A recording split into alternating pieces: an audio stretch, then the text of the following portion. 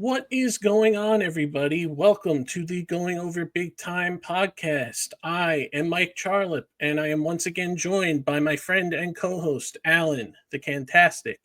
And today we have a guest. We are joined by Tori Elizabeth. Tori, Hello. tell us Hello. about yourself. Well, I am Tori. I'm from New York. I am an actor. I'm a writer. I'm a comedian. The list kind of goes on and on. Singer, dancer, all that fun jazz. And really just a fond lover of all entertainment, especially with professional wrestling, as we are here to talk about that today. But yeah, that's just kind of what I do. I like to write skits. I like to do funny videos pertaining to what we see on All Elite Wrestling. And that's pretty much it. And that is kind of how I discovered Tori because she posts videos all the time. And she posted one video that kind of went a little viral where Yeah. she talked about over tagging wrestlers and got some replies from Ricochet and Mike Bailey. Hmm. And that's how she got on my radar. And then I checked out some of her other videos and thought she was pretty entertaining. And Thank you. we That can means a lot. and we connected, and we've been keeping in touch to have you on here. So uh very happy to have you on. And I feel very we gotta honored. Thank you. and we're gonna have a good time talking about AEW All In Texas because this was a hell of a show. Yes. uh, One of the best shows AEW has done in a really long time, and really was the show that they needed. They needed this show to 1000%. to solidify that they're back better than ever, culminating in all these storylines that are going on, all these great matches that happened that were the culmination of these stories. And Alan, why don't you let us know like your overall thoughts of the show before we get into the breakdown? Well, I thought this was a very solid show. You are correct. You had some of the matches we'll discuss later were real highlights. I'm struggling to. I guess there was only maybe one or two matches that I kind of like just wondered. I mean, why was it on there? But nothing. Not there was not a bad match overall. Everybody had a good match. And yeah, to your point, I thought it really kind of like solidified AEW. We're in this trend now where I think instead of the companies kind of in a sort of a state of detente where they would not book shows against each other, and apparently that's not the case now. But nevertheless, AEW All In Texas really just kind of, in terms of the quality, in terms of storytelling, I'm very glad that a number of the storylines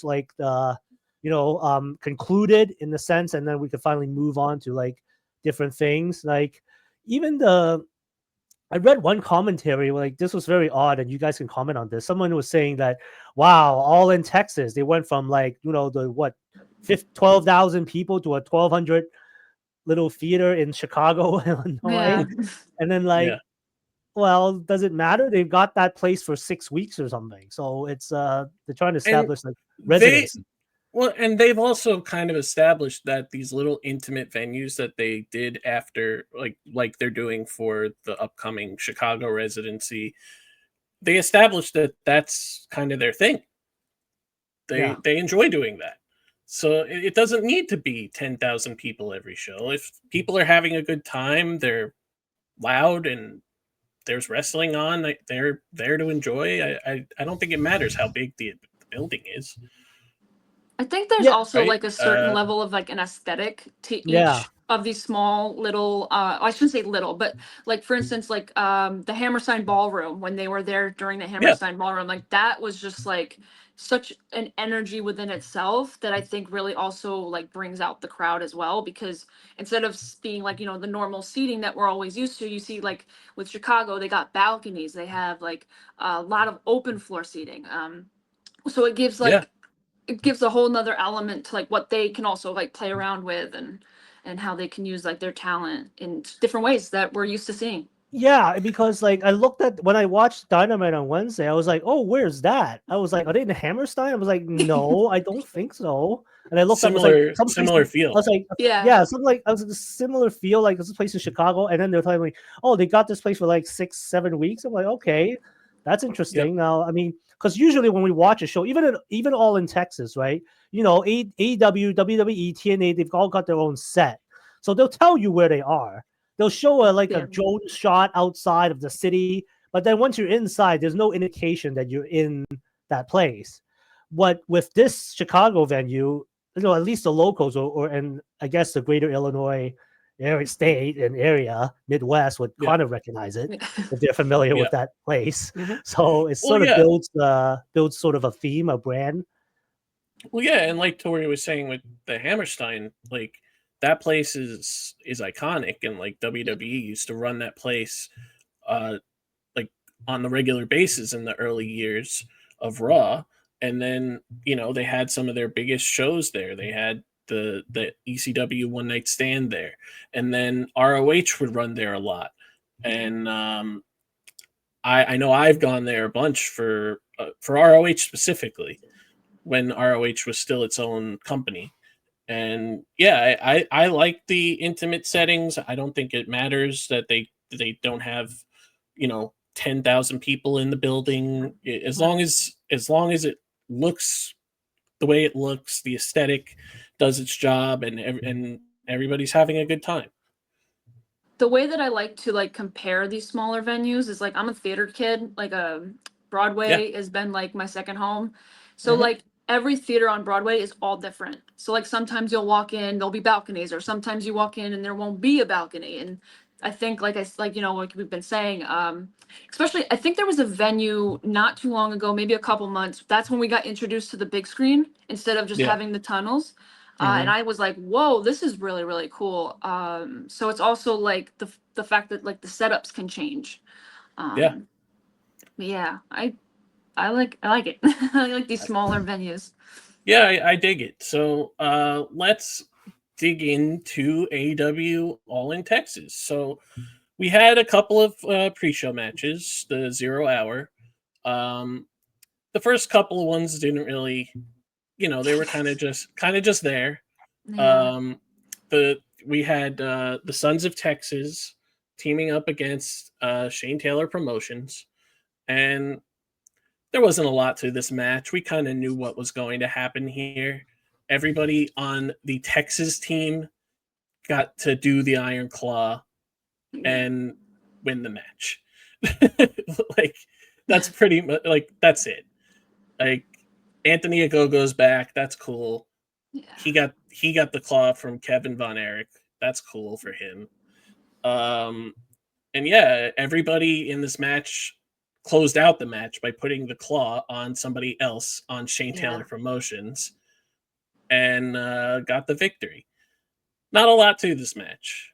Mm. Um, if you don't watch ROH regularly, I think it's kind of hard to get into a match like this.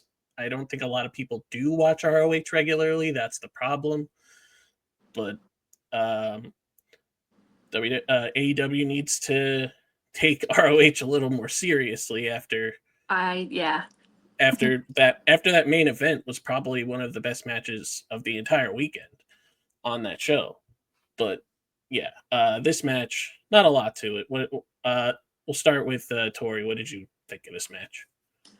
I just think that in terms of the Von Erichs, because they are just such a like I don't know what the right word is, but I guess historic. They have a pretty upsetting Yeah, yeah, backstory.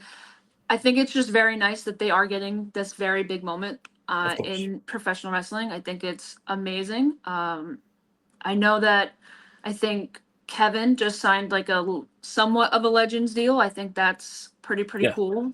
yep, But overall, just very entertaining. It was one of those things where sometimes you look at it and you're like, yeah, okay. But then you kind of had your eyes like locked in, and then you're like, yeah, wow, that was actually really cool. yeah, Very vaguely remember because once the pay-per-view actually started is when I was just like very hyper focused on like what was going on and yeah. everything. But yeah, no, that first like match was actually really cool. Especially it was like because I don't really watch Ring of Honor very often because I don't have the subscription. Yeah. So but when I do see clips, I'm like, oh, this is really cool. Like, but yeah, I just Yeah, I mean the Sons of Texas basically run that brand. They have every belt. So, Alan, did you watch this match? I did. Yes, I also saw how old is he? Like what, the 60-plus-year-old Kevin Von Erich attempting to stare down the former, Boxer? I guess Golden Gloves champion Anthony Ogogo. And I'm like, if this guy wasn't like signed to a Legends deal of AEW, whatever Legends deal in AEW whatever AEW Legends contract means, yeah, like and being assigned as a coach, yeah, I don't think the Sons of Texas would have been this heavily featured, even if it was in Texas. I mean, look, it's the Von Erichs. I mean, it's a family that has gone through one of the most, such a tragic history, and for them to have this sort of renaissance with their next generation, of course they would want to see it. You want to, heavily feature. And also, Dustin had his nephews in his corner. Yeah, I noticed that. I was like, at first I thought, wait, are those like Dustin's sons? I'm like, I don't remember him having sons. I'm like, and like, they said, there's nephews. I was like, there's more roads. Okay. Yeah, I don't know. I don't know how many siblings they have. I know Cody has a sister from the same mom, and I think Dustin also has a sister from his mom. Yeah, they're getting close to like bloodline levels of continuity here. Like, so it's like suddenly there's like, what? Wait, Dakota had a like a son. Oh yeah. Dustin's a grandfather now. Like, Dustin's a grandfather, and I mean we're old enough to remember, her showing up on WWE in 1997 when she was 5. Right. But so yeah, we'll see. It's really hard to get excited about anything ROH lately because if they're not on TV, and a lot of people don't have that streaming service. Yeah. So why people don't want to pay for it because there's not a lot going on there. Yeah. But all right, so we'll go on to the next match, and this was the comedy match of the pre-show. Oh my. Yeah. So we had the conglomeration, consisting of, for one night only, Kyle O'Reilly back with the conglomeration, teaming with Tomohiro Ishii, and who else was on their team? Hologram, that's right. And then of course the celebrity Big Boom AJ. Oh yes. Yes, Big Boom AJ, and they took on the Don Callis family members, Hechicero, Lance Archer, Rocky Romero, and Trent Beretta. Oh, don't forget the Big Justice and the Rizzler. Yes, you got these guys are American influencers. I never really heard of them until they started showing up in AEW, to be honest. Yeah. You're lucky. Well, I mean, they kind of skyrocketed in popularity recently, but they were doing a lot of, I mean, I didn't know about them really that much either, but I know that they make a lot of appearances, and Rizzler goes to Knicks games a lot because they live in Jersey. Yeah. Yeah, so they were there wearing cowboy hats and doing their thing and just randomly putting the camera on them for no reason, just because they're there. And like Rocky and Trent got in a Big Justice's face at one point during the match, and Trent pushed him down. Yeah. That literally was the funniest moment, I think, of that entire match. Like, I was cackling, laughing, because then he's like pointing, like, oh, sorry, that's my dog. Yeah. But he's just pointing, and I'm just like, oh my goodness, like this is. Yeah, and then of course Big Boom AJ was not happy because a grown man pushed down his 12-year-old son. So I was reading I was reading the X comments of that video, and it was just like, wow, these guys, nobody really likes this guy. And I'm like, I don't know, man. It's kind of like somewhat borders on child abuse at this point. Like, like, yeah, Because they what got a grown happened? man, like putting your hands on a kid. I'm Yeah. like, I don't know, man. You know, everybody's talking about the Epstein files. You know, I thought we were trying to Oh, protect the children okay, here. all It's right. like, oh my goodness. Well, Anyway, I'm not I digressing didn't here. know it was going to escalate wrap like up. that, but Well, it's also uh, funny too because I remember Trent tweeted at some point, like a couple months ago, he was like, "I will fight the Costco dad for custody of his son." So it just like it reminded me of that a little bit. I'm like, wait a Oh minute, my whoa, goodness. what are we doing? yeah. So there was a moment in this match where Big Justice got in the ring, and once again he did a spear. Yeah. This time to Rocky Romero, who will literally just do anything. Like, and yeah, of course, Big Boom AJ got the win in this match as expected. This was just a fun little thing to have during the pre-show, and I say all the time because we also watch WWE on this show, and I'm not a fan of what they got going on with celebrities. So Yeah. You didn't Although like I that. I have to say, Jelly Roll, like he's very Oh, impressive. I did not know he could do a choke slam. Like, you uh-huh. know, I mean, somebody taught him a choke slam in like 2 weeks. I mean, wow. yeah. Yeah, I'm sure he's only been training for 2 weeks. Or But whatever. yeah, but either way, I understand, like, and I say this all the time, and Alan can vouch for this. I understand what's going on, but it's not for me. Yeah. Yeah. uh it's publicity, it's a big YouTube channel that is going to get people talking and people watching, and it's going to be on the news, specifically in me and Tori's area, me being from Long Island, her Yeah. being from the city.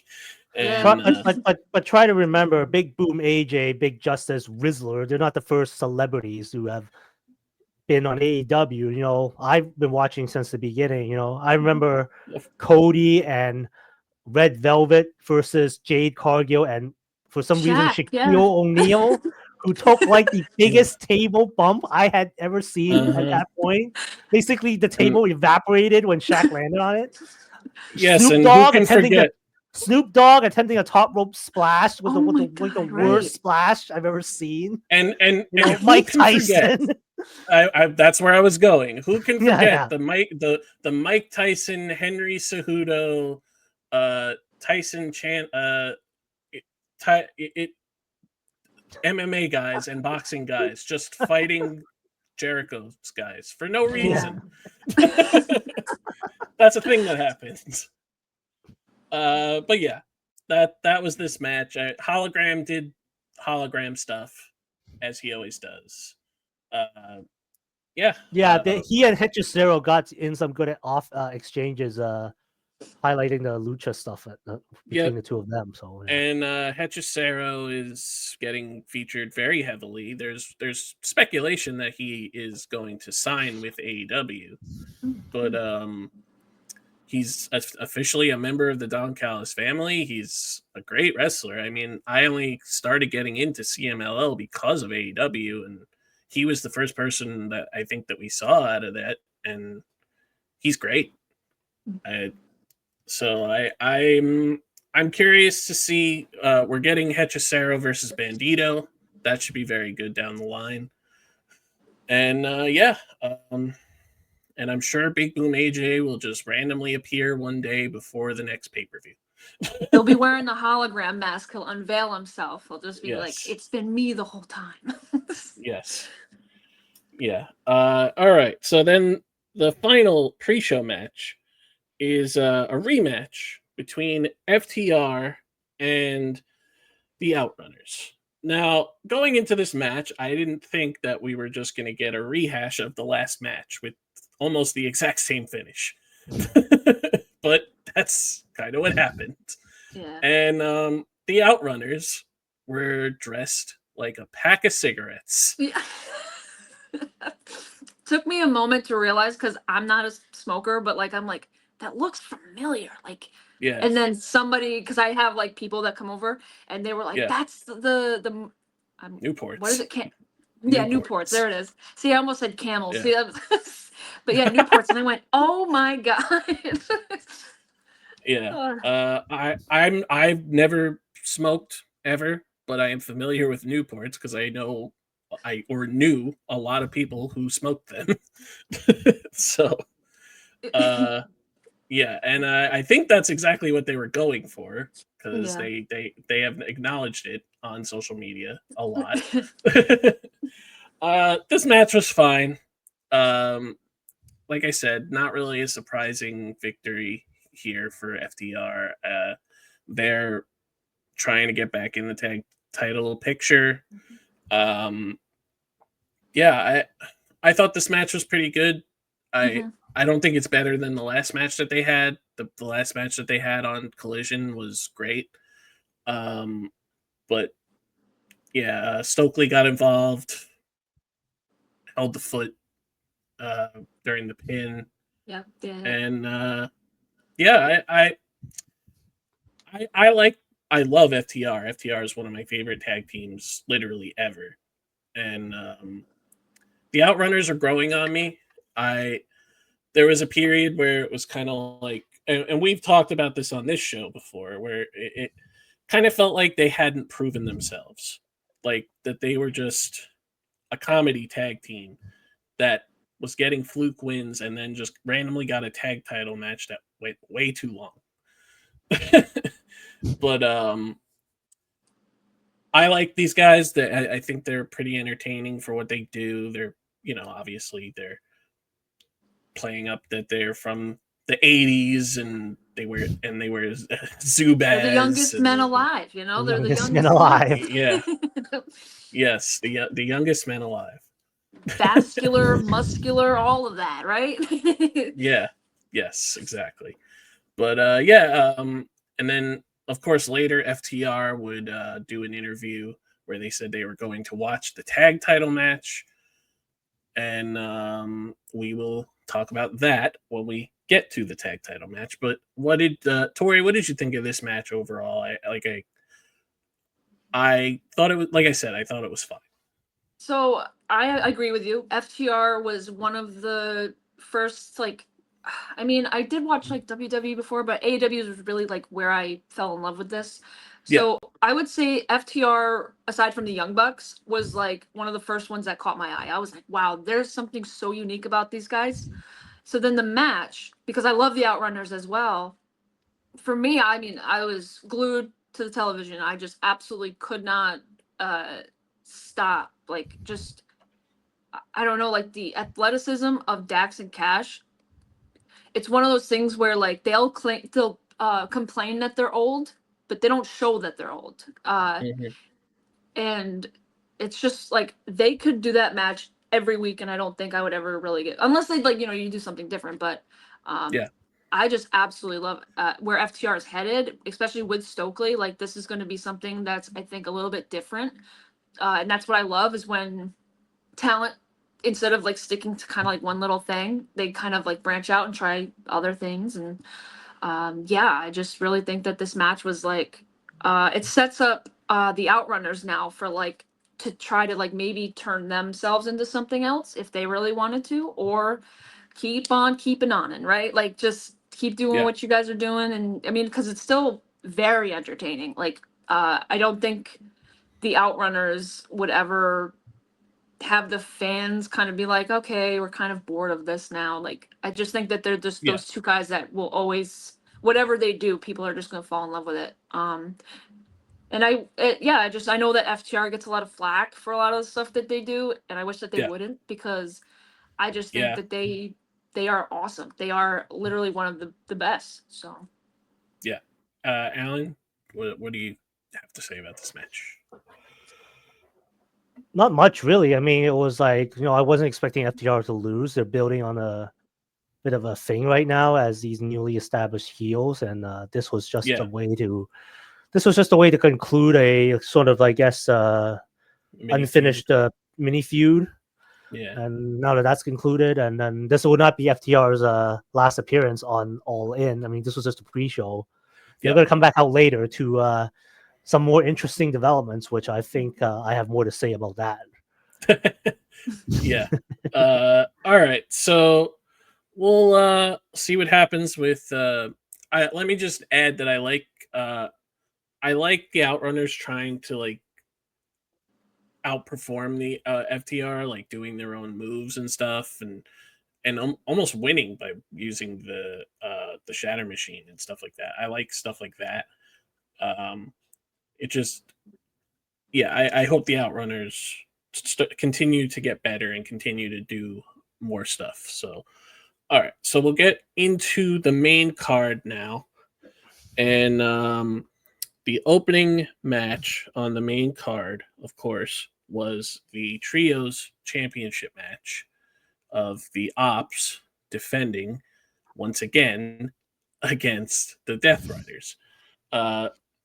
This match was great. Of course, we had Gabe Kidd in for the Death Riders, whereas as Pac is still hurt. I guess he's like an official member of the Death Riders now, which is fine, but he's not going to be around all the time because Japan. Yeah, but they needed their token. They needed a token violent British guy. So and there you go. Yeah. He's just missing hair. That's all. Yeah, Hair doesn't really. I mean, but it matches Claudio's like style, so it's like that's fine. Replace one angry British guy with another one. I get it. You know what? On a side note, I think I just realized what happened to all of Mox, Claudio, and Gabe Kidd's hair. It's all growing on Wheeler Yuta. That's why Wheeler is like turning into cousin It. Yeah. makes sense. It's like where all the hair is just all growing off of him. So it's like, yeah, and the little that Pac has left. Yeah, that's why he went away. He didn't want to get what was going on. He didn't want to get what was happening around. So this match was fine. Very hard hitting. A lot of guys just trading moves. There was a great moment during this match where Will Hobbs was in a electric chair, and he caught Wheeler Yuta into a power slam while he was on the shoulders of Claudio. I really liked that spot. But yeah, this match was good. It was what you expected. I kind of was not expecting the Ops to retain, especially if Samoa Joe is taking time off. Because we already are not defending these championships very often. This was their first defense since winning them.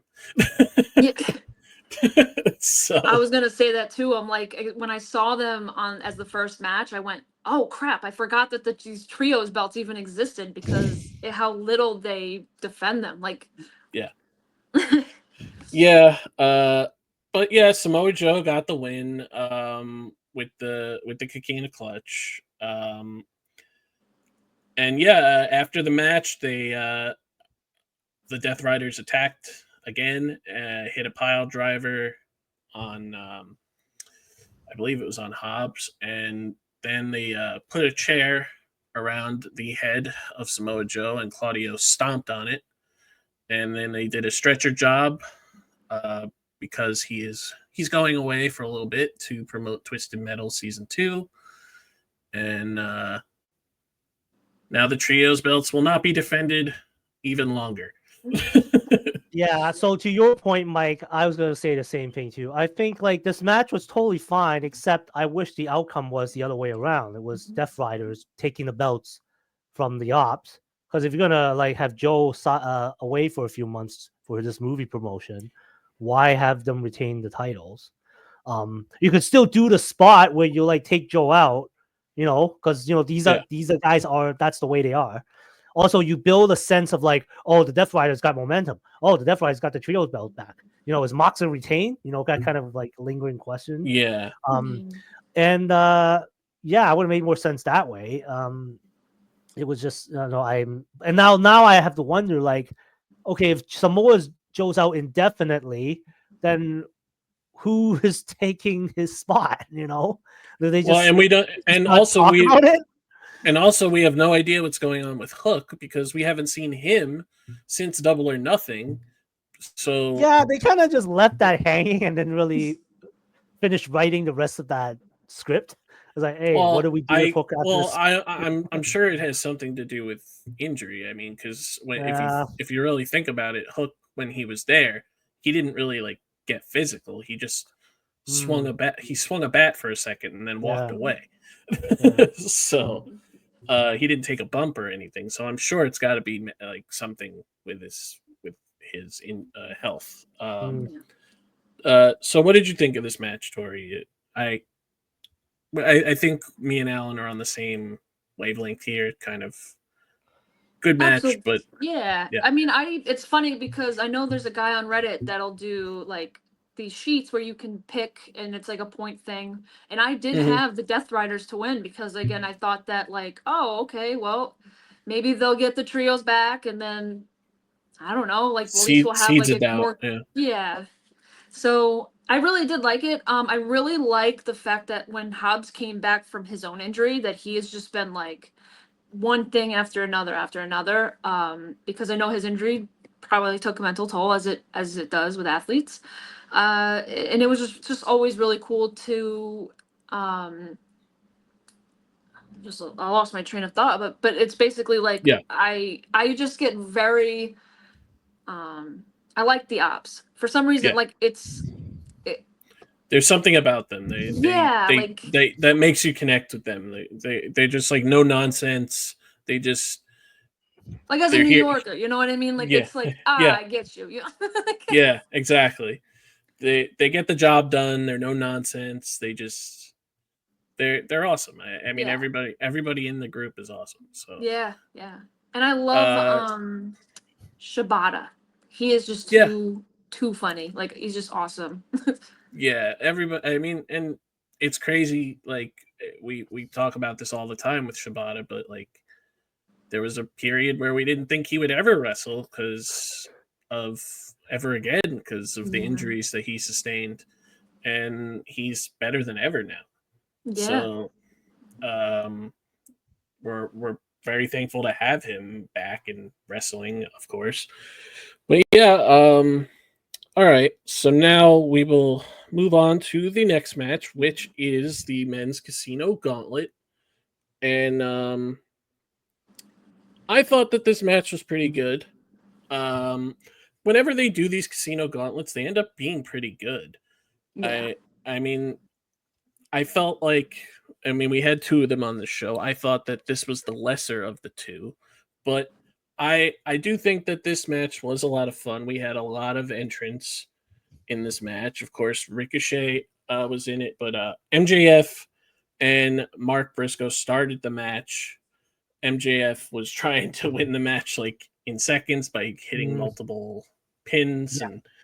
and of course, then we had Ricochet enter. We had Bandito, Takeshita, um, Josh Alexander, Mystico.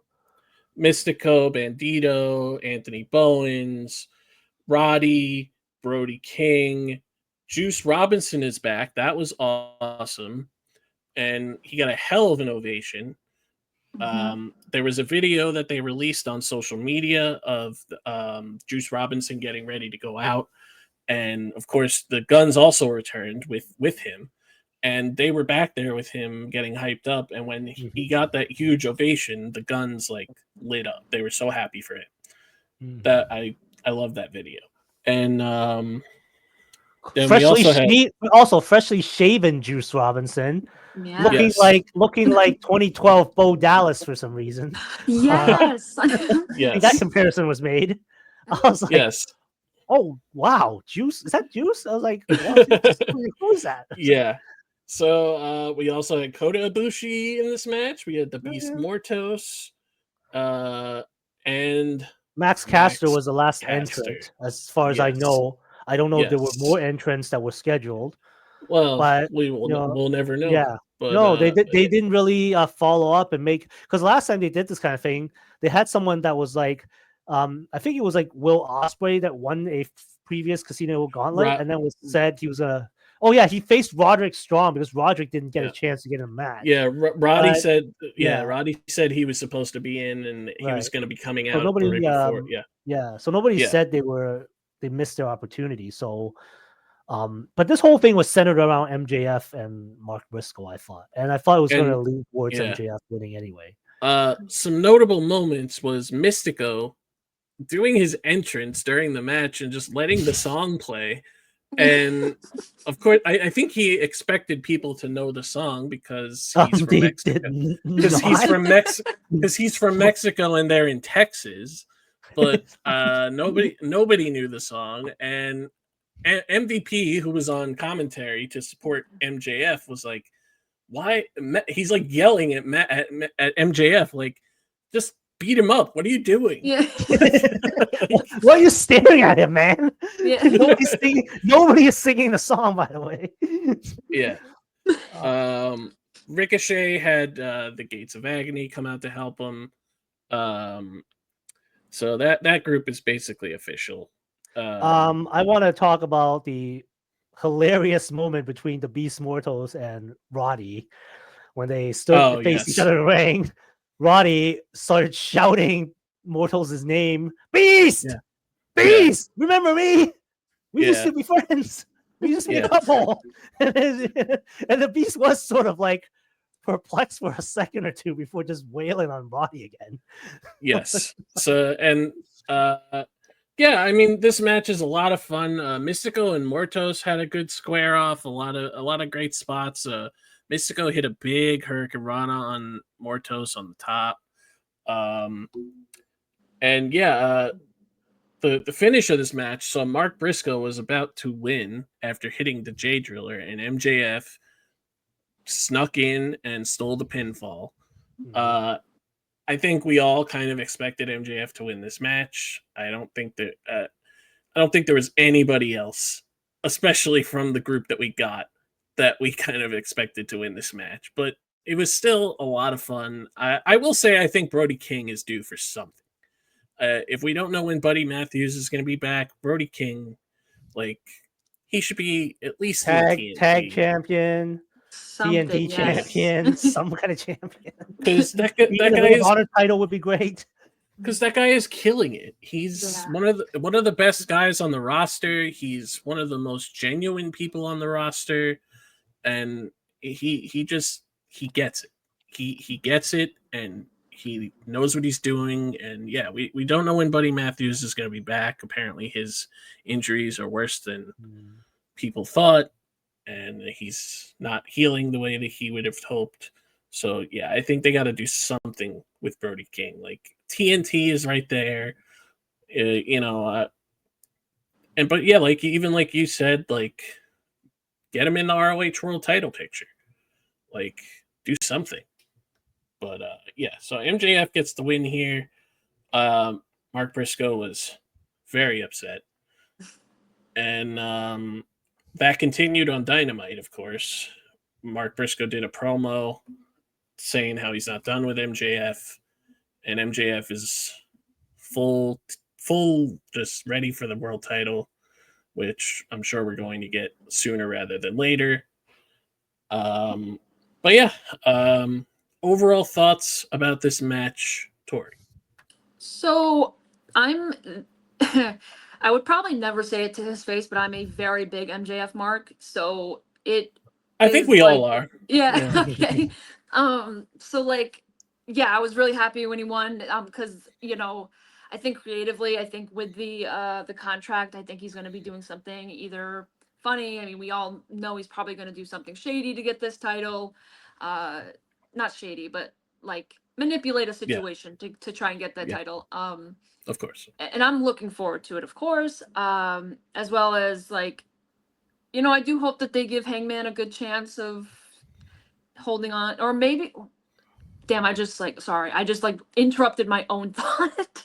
I'm like, wait a minute, what if? But no, I really like Mark Briscoe. I love that they are making him get that opportunity, because I do believe that he deserves that title at some point. Just because I think he's done very well as a singles wrestler. within the last few years. And Ricochet with him being with the Gates of Agony, that's going to be very interesting going forward.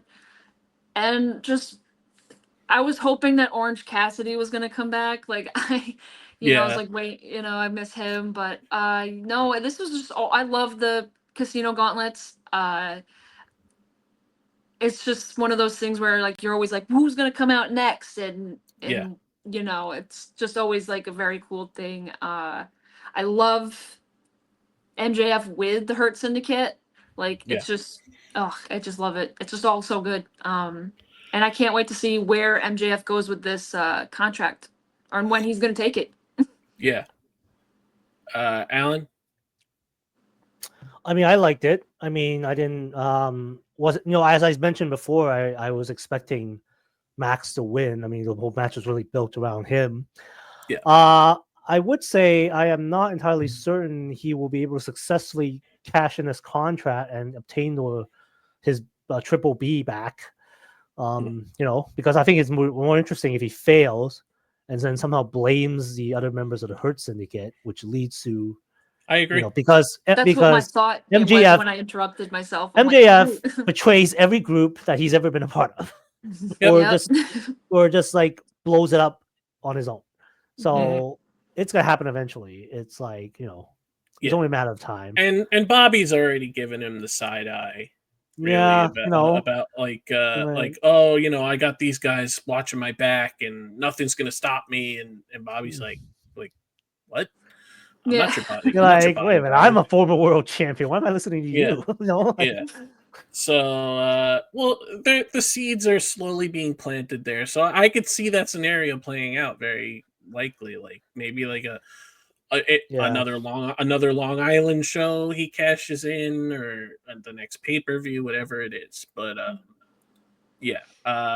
we will see what happens with MJF and Ricochet and the Gates of Agony and all of the people involved here. But all right, so now we have to talk about some unfortunate stuff. Yeah, you would talk about the TNT title, and this is where we're leading to. Yes. Yeah. So before the pre-show started, there was a report that came out from Tony Khan himself, a recording, saying that Adam Cole was not cleared to compete. And we did not know why. It was kind of just out of nowhere, because they were, even on the day of the show, still promoting the match as Adam Cole versus Kyle Fletcher. And Tony Khan sends this video out saying that Adam Cole is not cleared, and then makes it a fatal four-way. And the participants ended up being Sammy Guevara, Dustin Rhodes, and Daniel Garcia. But Kyle Fletcher? Yeah, well, Kyle Fletcher was in. I meant the. Oh wait, sorry, my mistake. Oh, sorry about that. Yeah, and so Adam Cole is going to be gone for a little while. Unfortunately, it was later revealed that it is concussion related, which he has a history of, presumably from a lariat that he took on the Thursday before this show from Kyle Fletcher, where he landed awkwardly on the back of his head. And he said he wasn't feeling great the day before. And obviously they did tests and made the announcement day of the show. So, and then of course on Dynamite, he had it was on this show, he had an emotional segment talking about it, and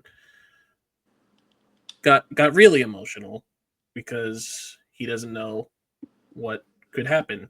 Apparently he was contemplating retirement before he came out, but they're going to see what happens. Obviously he's going to do everything that he can to get back, which is unfortunate because he's been through a lot the last 2.5 years with AEW specifically. with his ankle injuries and everything before that, and history of concussions, and yeah, just sucks. Because I've always loved Adam Cole, uh, and yeah, so I know Tori is a huge Adam Cole fan and Yes, my boy. follows his streams and everything. And Mhm. so, how did this make you feel in the moment? Obviously, it was very Yeah, emotional for so everybody. yeah, I mean, it's one of those things where I think the last time I cried from watching somebody, well, was the Bryan Danielson retirement that he did in WWE back then, Yeah, because got me bawling. And I just remember, like, I'm like, man, but this was almost like that, where he comes out and I mean, from watching his streams, I mean, him and I have spoken on such a level within the last like year and a half. So it's like, I know when he came out and his eyes were a bit glossy, I'm like, oh, this is not good. Like, yeah, oh no, please don't tell me, like, just don't do it. And when he was like, I'm thinking about retiring, or I almost retired. I was like, no, no, no, please, please, please, like, don't, like, um, but yeah, I know before his ankle injury, I do know that he had another horrible concussion that I think put him out for about 9 months. And yeah. this one, I'm hoping he can kind of navigate mentally through. As a former athlete myself, I've dealt with concussions. I know how horrible they can kind of really mess up your mind. And also when he had his ankle injury, when he would stream, I know he would talk about his concussion and how just like the types of things that he would go through that I didn't even know concussions could cause. And Yeah. it's just one of the saddest things to watch somebody like him have to go through, because I truly feel like he's just such a kind, genuine soul. Like Hmm. and as an athlete too, like I just think that he hasn't had the chance to really prove himself. I mean, I know when he was with the Brochachos, which was like my favorite thing of all time. Hmm. Like I was like really banking on them to try and get the tag titles, because I'm like, oh come on, let's, like, like that's what Yeah, I know they got the Ring of Honor tag titles, but I just really hope, like I said, like I just hope that he's okay. He continues to yeah, just take it easy. Don't stress about coming back yet. yep, Like worry about yourself. Like stay offline. yeah. uh, But yeah, and just to add to all of that, like I was at the Grand Slam where he hurt his ankle, and wow. yeah, I mean it was, you can tell right away when it happened, like because he wasn't putting weight on it, he was sitting in the ring, he Yeah. was, like, um, so that was just because of course they were already in the middle of a storyline that was supposed to be a big deal, and Hmm. the things that happened, obviously, I mean we've talked about it on here when they, you know, did the undisputed kingdom stuff, Hmm. and all of that kind of got derailed, and I felt really bad for them. And of course MJF also got hurt in the time Yeah. that they were doing that stuff. But yeah, everybody talks about how kind of a person Adam Cole is, like one of the nicest people in wrestling from literally everybody. I don't think I've ever heard anybody say something bad about it ever, Yeah. because you just can't. Um, Alan, how did you feel about all of this, hearing about it and everything that took place before this match, before we even get into this match? Yeah, I mean, it's unfortunate. I did follow Adam Cole mostly through his NXT career. Yeah. That's where I really knew Adam Cole's abilities to do what he does, and so he is world champion material, and it's unfortunate. I mean, like he will always have the moment at the first All In when he main evented with MJF. That was like that Yep. he put a stamp in the company. Mhm. Um, I want to be optimistic and say that his future is still very bright in this industry. Like Hmm. him being on commentary the last few weeks has really shown that he has like abilities Yeah. beyond just being in the ring. And frankly, I hope they give him more like opportunities going forward. If he can't wrestle, Great he has a mind. great mind. Yeah, Great mind. you know, like if I had to put up together a fantasy future booking committee of people, like should Tony Khan want to pass on like having to book every show, it would consist of like Adam, maybe Brian Danielson, and like FTR, because like it's a pretty solid group. Yeah. It's pretty. So all those people stop wrestling at any point in time. Yeah. That if you needed a group of folks to like figure out how to book each individual show or do whatever, so the head of the company isn't doing it all the time. But yeah, I hope he gets better. I pray that he does recover from this latest unfortunate setback and come back better than ever. Because he's got a great mind for the business. He's got great charisma. Ring presence is it's all there. And yeah, like you mentioned, great human being. Someone that and it's also. I just hope that he gets better as a person. Healthy. Period. I don't care if I really actually notwithstanding whether he gets back in the ring or not. Let's just hope he's healthy. Exactly. And it's crazy to me, like, to think like one of the nicest people in the world could also be one of the best heels. Like, it's crazy. Like, how do you play asshole when you're clearly not an asshole? Like, but yeah, all the best wishes to Adam Cole. We'll all be rooting for him.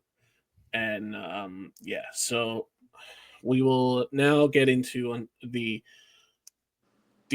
match, unfortunately, with no longer with Adam Cole, the Fatal 4-Way. And I thought this match was fine. I think, unfortunately, it had a black cloud over it the whole time because you're just thinking about Adam Cole the whole time and what this match could have been. And also, it's just like, why are Dustin and Sammy in here?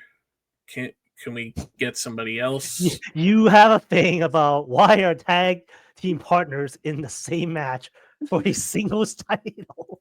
Well, they're already holding 2 belts. Yeah, exactly. Well, Dustin is.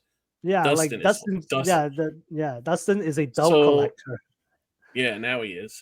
But at age 59 or whatever, how old he is, but whatever. But like, also, like, I mean, and we talked about this. Me and Alan talked about this, about how like you had Hologram in that random multi-man match. You could have had him in this.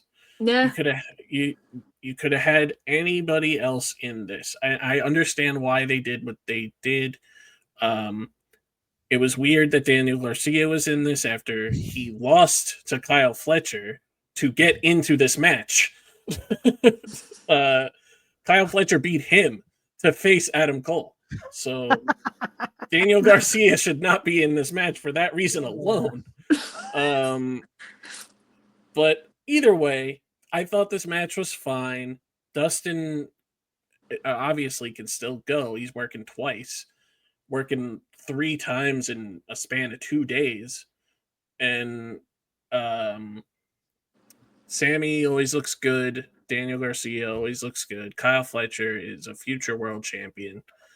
And I was very surprised that they went with Dustin winning here. I understand why they did that. They wanted to have a happy moment in response to the Adam Cole news. I also don't think a lot of people would have been on board with Kyle winning after the unfortunate circumstances. Obviously, he didn't mean to hurt Adam Cole, but you know how the internet is. Oh, yeah. So, yeah, it's cool that Dustin has his first AEW belt. I kind of don't expect him to hold it very long. No, he's a player. Like as like legendary his career has been, spanning over 30 plus years in wrestling. Like he really is like a placeholder. Unfortunately, no offense. It's gonna go to Kyle. It's gonna go to somebody. Exactly. I don't know why Sammy was in this match. Daniel Garcia, I probably shouldn't have been in this match. But I don't know why you put your own tag team. Why you face your own tag team partner, and just create that awkward situation. Because the match ended with like Dustin rolling up Kyle. I think that was how it ended. And then Sammy was just kind of looking off No, the set. Garcia. Was it Garcia? Yes, sorry, my Yeah, mistake. Yeah, Garcia. you're right. Yeah, Garcia. right. That makes more sense because you want to like leave Kyle strong, so he is still a credible challenger. Well, yeah, he inevitably Kyle is going to win this belt, but Right. I feel like with the again because of the circumstances tonight, Yeah, but that you show. unfortunately put like seeds of somewhat dissension within the Sons of Texas by doing that Yeah. because Sammy looked like he was upset first, and then he kind of came Yeah. around, but then still it's there. But And your of whole course point, they your whole point was to have a feel good moment. Just have the one guy from Texas in the match. Yeah, dude. and they had the big celebration Yeah, with yeah. everybody, including the Rhodes, his nephews, and the Von Erichs and everybody. So cool moment for Dustin. I believe that this is the first time that a set of brothers have held a singles championship in AEW, as far as I'm aware. Because I don't think Penta ever won the TNT title. I know that Phoenix won it once, I think. Yes. But yeah, Tori, despite like I said, the cloud over this match, how did you feel about it overall? So yeah, I don't know why, but I think my mind was thinking that Kyle was gonna still take it. I don't know why, but I once you said the internet, I'm like, yeah, that's probably why. But I thought it was a very sweet moment, especially like with Aubrey like kind of kneeling down to give Dustin this TNT belt and how emotional he got. It's just one of those like feel good moments that like if there was to be a better outcome, like this is a better outcome, in my opinion. Because if like I don't know if like Sammy won it, that would be weird. Or if like Danny won it again, I'd be like, okay, where are we going with this? But I think that this kind of sets Dustin up, or at least whoever takes it from Dustin, it sets them up to like elevate them just a bit more. And I kind of hope that since we were talking about Brody before, I hope that Brody's name gets tossed in that hat because I would really like to see him, and then maybe Kyle beats Brody, so that way it kind of elevates Kyle a little bit more. And I don't know, but I liked it. I really did enjoy the match. I agree. I thought it was a little weird that Sammy was in the match, because you're tag partners, but ultimately, I think it was just still very sweet. He had almost like like a Soraya moment, hometown win. And even if it's for a couple of weeks, I just hope he enjoys the reign and gets whatever matches he wants out of it. Yeah. All right. So we will move on to the next match, and this is probably my favorite, or one of my favorite matches on the entire show. I for obvious reasons, right? The people involved they're all amazing. We got the Young Bucks, the EVPs taking on Swerve and Ospreay. And man, this match, there was so much good in this match. Don't forget the stipulations. Yes, the stipulations of if Ospreay and Swerve lost, they would not be able to compete for a world title for a whole year, which was Ospreay's idea and not Swerve's. And the Young Bucks would, if they lost, would no longer be EVPs. And I think that they did the right thing. They made the right choice storyline wise, because now we're gonna see bum ass Young Bucks. Well, we already have. If we watched the Dynamite from this past week, they got into a lift. They were dropped off by a lift. They lost their pristine locker room. They got a cheap ass entrance video and a even more half-assed ring announcement from Justin Roberts, and we're basically treated like shit, which they rightfully deserve at this point. Yes, months and months of just abuse of power. Yes. As far as this match, there was so many great moments. Osprey I and do believe the Hall of Famer, the Undertaker, would not have been a fan of this match. It was just too much flipping shit. He yeah, would have been like, "No, don't work for me, brother."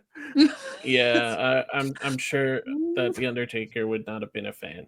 No, especially Um, but yeah, Swerve and Osprey just had great tandem offense. I loved the stomp into the Stormbreaker combo. I loved the meet in the middle that they did with the house call and the hidden blade. Um, they of course were sowing seeds of doubt, and yeah, Swerve accidentally got hit by hidden blade, and Osprey was just taking everything, and yeah, Swerve did the right thing and got in front of Osprey to save him, like he did for him a couple of weeks ago. And yeah, this match just a lot of fun. There was a great sequence where they were doing a bunch of kicks and uh, trading moves, and then both of the Young Bucks hit a destroyer, and then Osprey and Swerve followed it up with House Call and Hidden Blade. Just a lot of great action in this match. One of like I said, one of my favorite matches on the entire show. Tori, what was your overall thoughts of this match? So I could watch the Young Bucks wrestle for like hours on end. Yeah, They're like the OGs. They're the ones that got me into Ollie wrestling, but to see Swerve and Osprey be able to create such magic, like a lot of times when two people get paired together, sometimes it works, sometimes it doesn't. But these guys like absolutely blew the roof. I was expecting like a mid match, and I don't mean that like in a this just I don't know, like I was expecting just like a regular Young Bucks kind of thing. I wasn't expecting them to lose, so it was actually really interesting to see them lose, because now you know I wish that the like Swerve and Will Ospreay with these EVP titles got the same treatment that Matt and Nick got when they had EVP. So like now they're flying private jets, and now they're flying, taking limos, yeah, and they're just kind of like, wait, this is the life, yeah, That's just I don't know, wishful thinking. But no, I think like Osprey is just incredible. I think watching him wrestle tires me out because I'm like, man, like he's just so good. Yeah, I just think that this match was extremely. I think it got a 5.5 star rating, but I think like I would have given it like 7, 8 stars because I enjoyed it so yeah. much. Yeah, the Young Bucks will just they are not gonna go half-assed on the biggest show of the year. They are gonna go all out, no pun intended, and just and they prove everybody wrong every time they have a Hmm. match like this, because everybody tries to say that they're just spot monkeys and that they Yeah. don't tell stories in the ring. They tell stories in every match, and they especially did it in this match because they showed the desperation on their faces of throughout the match of what Mhm. happens when they lose, which they Yep. did. And yeah, Alan, your thoughts on this match? I mean, I still just remember that sequence of like the super kicks and the like that, and it was just Yeah, like this ridiculous flow of movement, and then it just all ended up on their backs. It was just like yep, wow, yep, you Yep. know. I was juggling around in my head, and I was thinking, okay, what if Swerve and Will do lose? Like, how are they gonna tell that story? I mean, Yeah. obviously it'd be like Swerve's pissed that this was Will's idea. Now they're feuding with each other. What other titles could they go for? We have this new unified championship. Hmm. But I'm like, no, there's no way they're gonna do that on this big show. I mean, I've already like I'm not gonna stomach another year of the Bucks being like dipshits. Okay. I was like, it was yeah. just like time to move on and like try something Yeah, else. It was like, it was time for a yeah, change. it It's was time, like yeah. they need to go back to the Bucks of old and just do something different. And of course, they're teasing something with Don Callis. Right. In a So we'll very see what happens with that. Yes. But yeah, overall, this is probably another match of the year category. Unfortunately, it also involves Will Ospreay again. So What do you mean, unfortunately? What do it's you? just like we talked about this offline. It's just like we may have to like put a quota, Will Ospreay quota, because like every freaking match of the year you put down, it's like involves Will somehow, and it's like well, I try to diversify a little bit. I'm just like, okay, maybe this is maybe I'll do a separate list of just Will Ospreay I was matches. talking Will Ospreay matches of the year. Oh wait, it's every match that Will was in for 2025. Never mind. Yes. Let's just do 5 hours of Will Ospreay matches. Yeah. So following this match, of course, there was a mishap on the AEW website for a couple of hours where they said that Swerve and Ospreay were now EVPs, but that was not the stipulation. The stipulation was not the winners are EVPs. The stipulation, I was like, like Swerve said himself, we're gonna give the power back to the people. I was like, oh, that's not the people. That's just two people. Of course, the internet was rolling with it, like, oh no, it was in the rules, blah blah blah, and Swerve had to like send a tweet and be like, I'm not an EVP, guys. And unfortunately, Will Ospreay is going to be taking some time away because apparently he's been working hurt. Well, yeah. You might want. Yeah, he will be taking some time away, but you might want to save that reveal for like later because it was in the main event, right? Unless you want to talk about it. Okay. Well, we'll talk about the goings on in the main event when we get to it. But yeah. Yes. So unfortunately, we are gonna have to say goodbye to Tori. She has to get out of here. So, but I had so much fun, and sorry, I didn't mean to cut you off. No, it's fine. We want to thank you for coming on and being so generous with your time. And of course, you're always welcome back. And yeah, thank you for coming on. I feel honored. Like I definitely hope I get. Oh yes, it was so nice to meet you. I definitely had so much fun chit chatting. I hope the next time, since you gave me the nice little invite, we'll go definitely a lot longer next time. But I enjoyed my time, and it was. I hope you both enjoy the rest of your evening. Thank you. We shall. And if there's anything that you would like to promote on your way out, go right ahead. Oh, if anyone wants all my socials, so let's see, it was Twitter, Instagram, TikTok. Those are the 3 ones that I pretty much use. At Fight Milk for All. The reason for Fight Milk is just because I'm an Always Sunny fan, so I had to kind of like make the little haha or Yep. So yeah, that's pretty much it. I drop videos kind of randomly. I know I'll be dropping one probably tomorrow, and that's pretty much it. All right. Well, we thank you very much, and we will hopefully see you on here again down the line. Yes, thank you again. All right.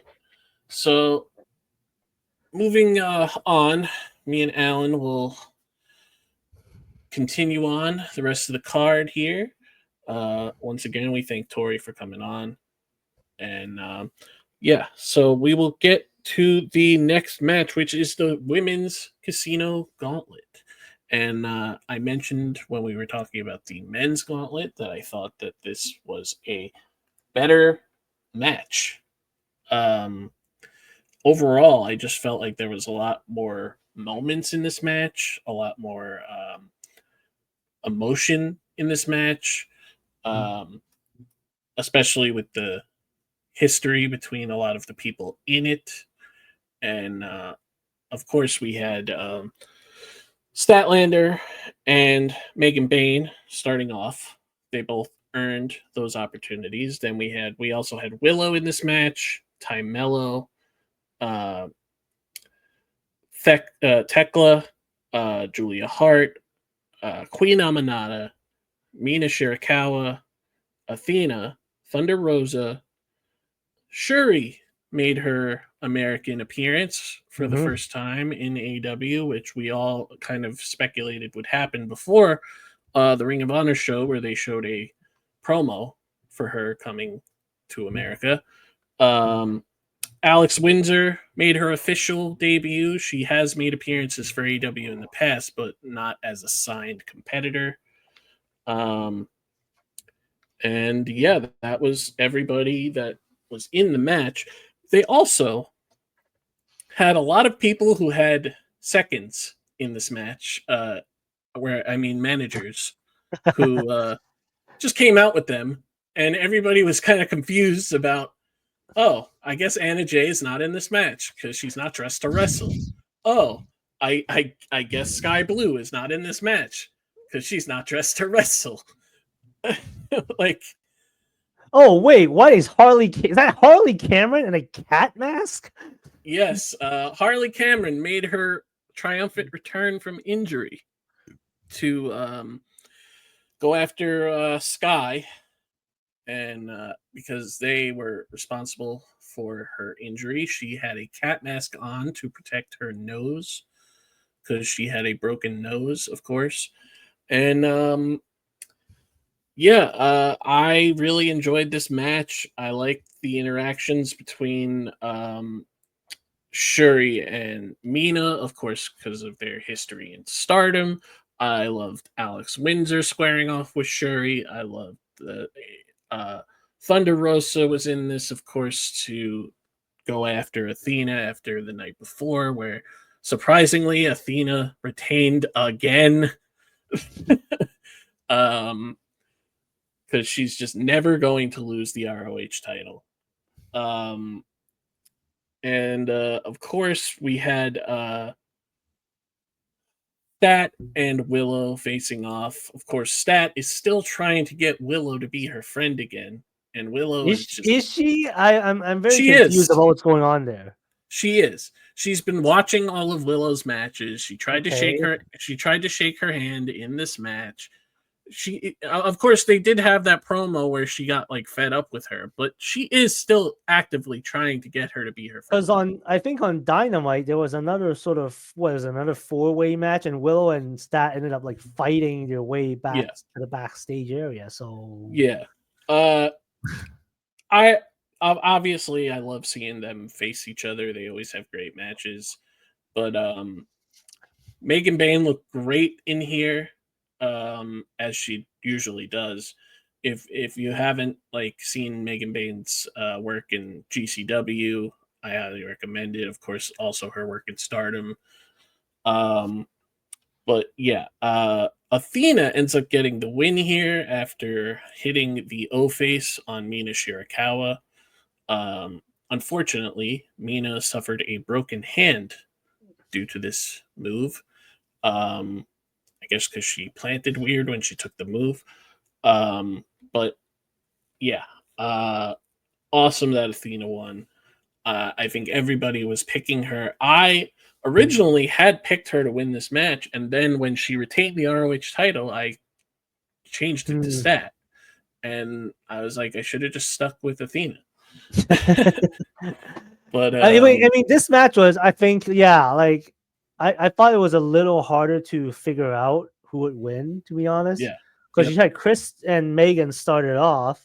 I mean, those two are very credible in terms of being able to win this, right? yep. You know, and Athena, the only thing was, she's also from Texas, so I was Yeah. like, "There's no way they're doing that twice, are they? Come on!" Well, But it's like they went there. yeah. And then there wasn't really anybody else in this match that I could see winning it. I mean, like, think for this one, they also exhausted the order of entrance. Because I didn't see anybody else come out after Alex Windsor. no, after And Alex Windsor, there that was was it. several minutes that was like, "Oh, that's it." I think. All right. And they also, we kind of didn't talk about this with the men's one, but the intervals between entrances was different every time, because there was different periods where like somebody would come out after a minute, and then somebody would come out after 2 minutes, and sometimes there would only be like 30 seconds in between, because I think there was like certain points where they were trying to set up spots, and they didn't Oh. want the person to come out until the spot was done.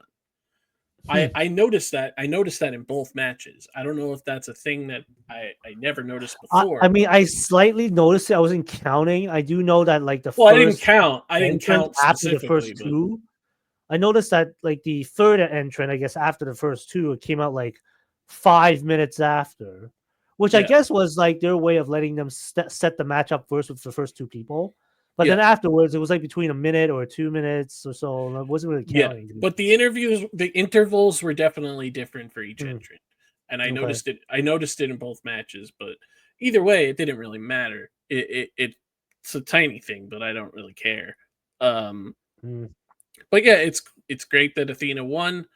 Everybody and their mother has been waiting for Athena to get something other than ROH. Like, because she's been the only person consistently on ROH and nothing else, which is weird when Yeah. like you have the ROH World Champion just showing up on every show. You have the ROH Tag Team Champions winning TNT titles. You have uh eh, all the ROH champions except for the women's champions Right. showing up on everything. So now Athena is finally getting her spot, her time to shine, and I love it. I'm hoping that this is going to lead to her losing the ROH title at some point so she can put ROH behind her completely. I think But she needs to. I think she's gonna have to hit the 1,000 day mark before losing it. They want to establish yeah, that. I Yeah. could absolutely see somebody like Shuri beating her um for that belt. Yeah. I She's closing. She's already past 950 days. All right, so then Yeah. she's gonna get to 1,000, and then they'll probably call it sometime there. And then she'll be the greatest ROH Women's Champion of all time if she isn't already. Um, but yeah, very happy for Athena. I'm very excited to see her against Tony Storm. Obviously, we're going to talk about that, but yeah, we will see what happens with Athena. She is amazing, and I'm so happy for her. All right, so now we will move on to the tag title match that we spoke a little of earlier. A triple threat match. The champions, the Hurt Syndicate, defending against the patriarchy of Christian and Nick Wayne, and Jet Speed, Kevin Knight and Mike Bailey. This match was fine. I certainly didn't hate it. I just didn't love it. I thought, Also, don't forget FTR came out to yes, do commentary, sitting yes. next to Tony Schiavone, very Mm-hmm. uncomfortably. Also, as it's the Hurt Syndicate, there MVP was also on commentary. So you have a commentary team of 6 people. I mean, That's exhausting. I hate. I mean, I talk about this often. I don't like 3-person commentary teams. 6? Come on now. I was like, I know the reason, right? And like they had to they were gonna set something up, but it's like, yeah, Yeah, 6 people was just like, yeah. I mean, did we And need FTR out there at all? the whole match, FTR is doing commentary. They're like, "Oh, I mean, he stole that from me. I could do that." Like, oh, we can do high flying stuff too. You've seen me do Yeah, 450s, haven't you? yeah, yeah, Like yeah. You have. the whole match, which is fine, I guess. But MJF was also out there. Not on commentary, but he was out No, there. Surprisingly, not on commentary. yeah, I uh, would have thought it would be like MVP would be like, "Hey Max, why don't you give this a shot?" I thought that would have been more entertaining than like yeah, MVP. Not that MVP is doing a bad job at it. It was like, of course.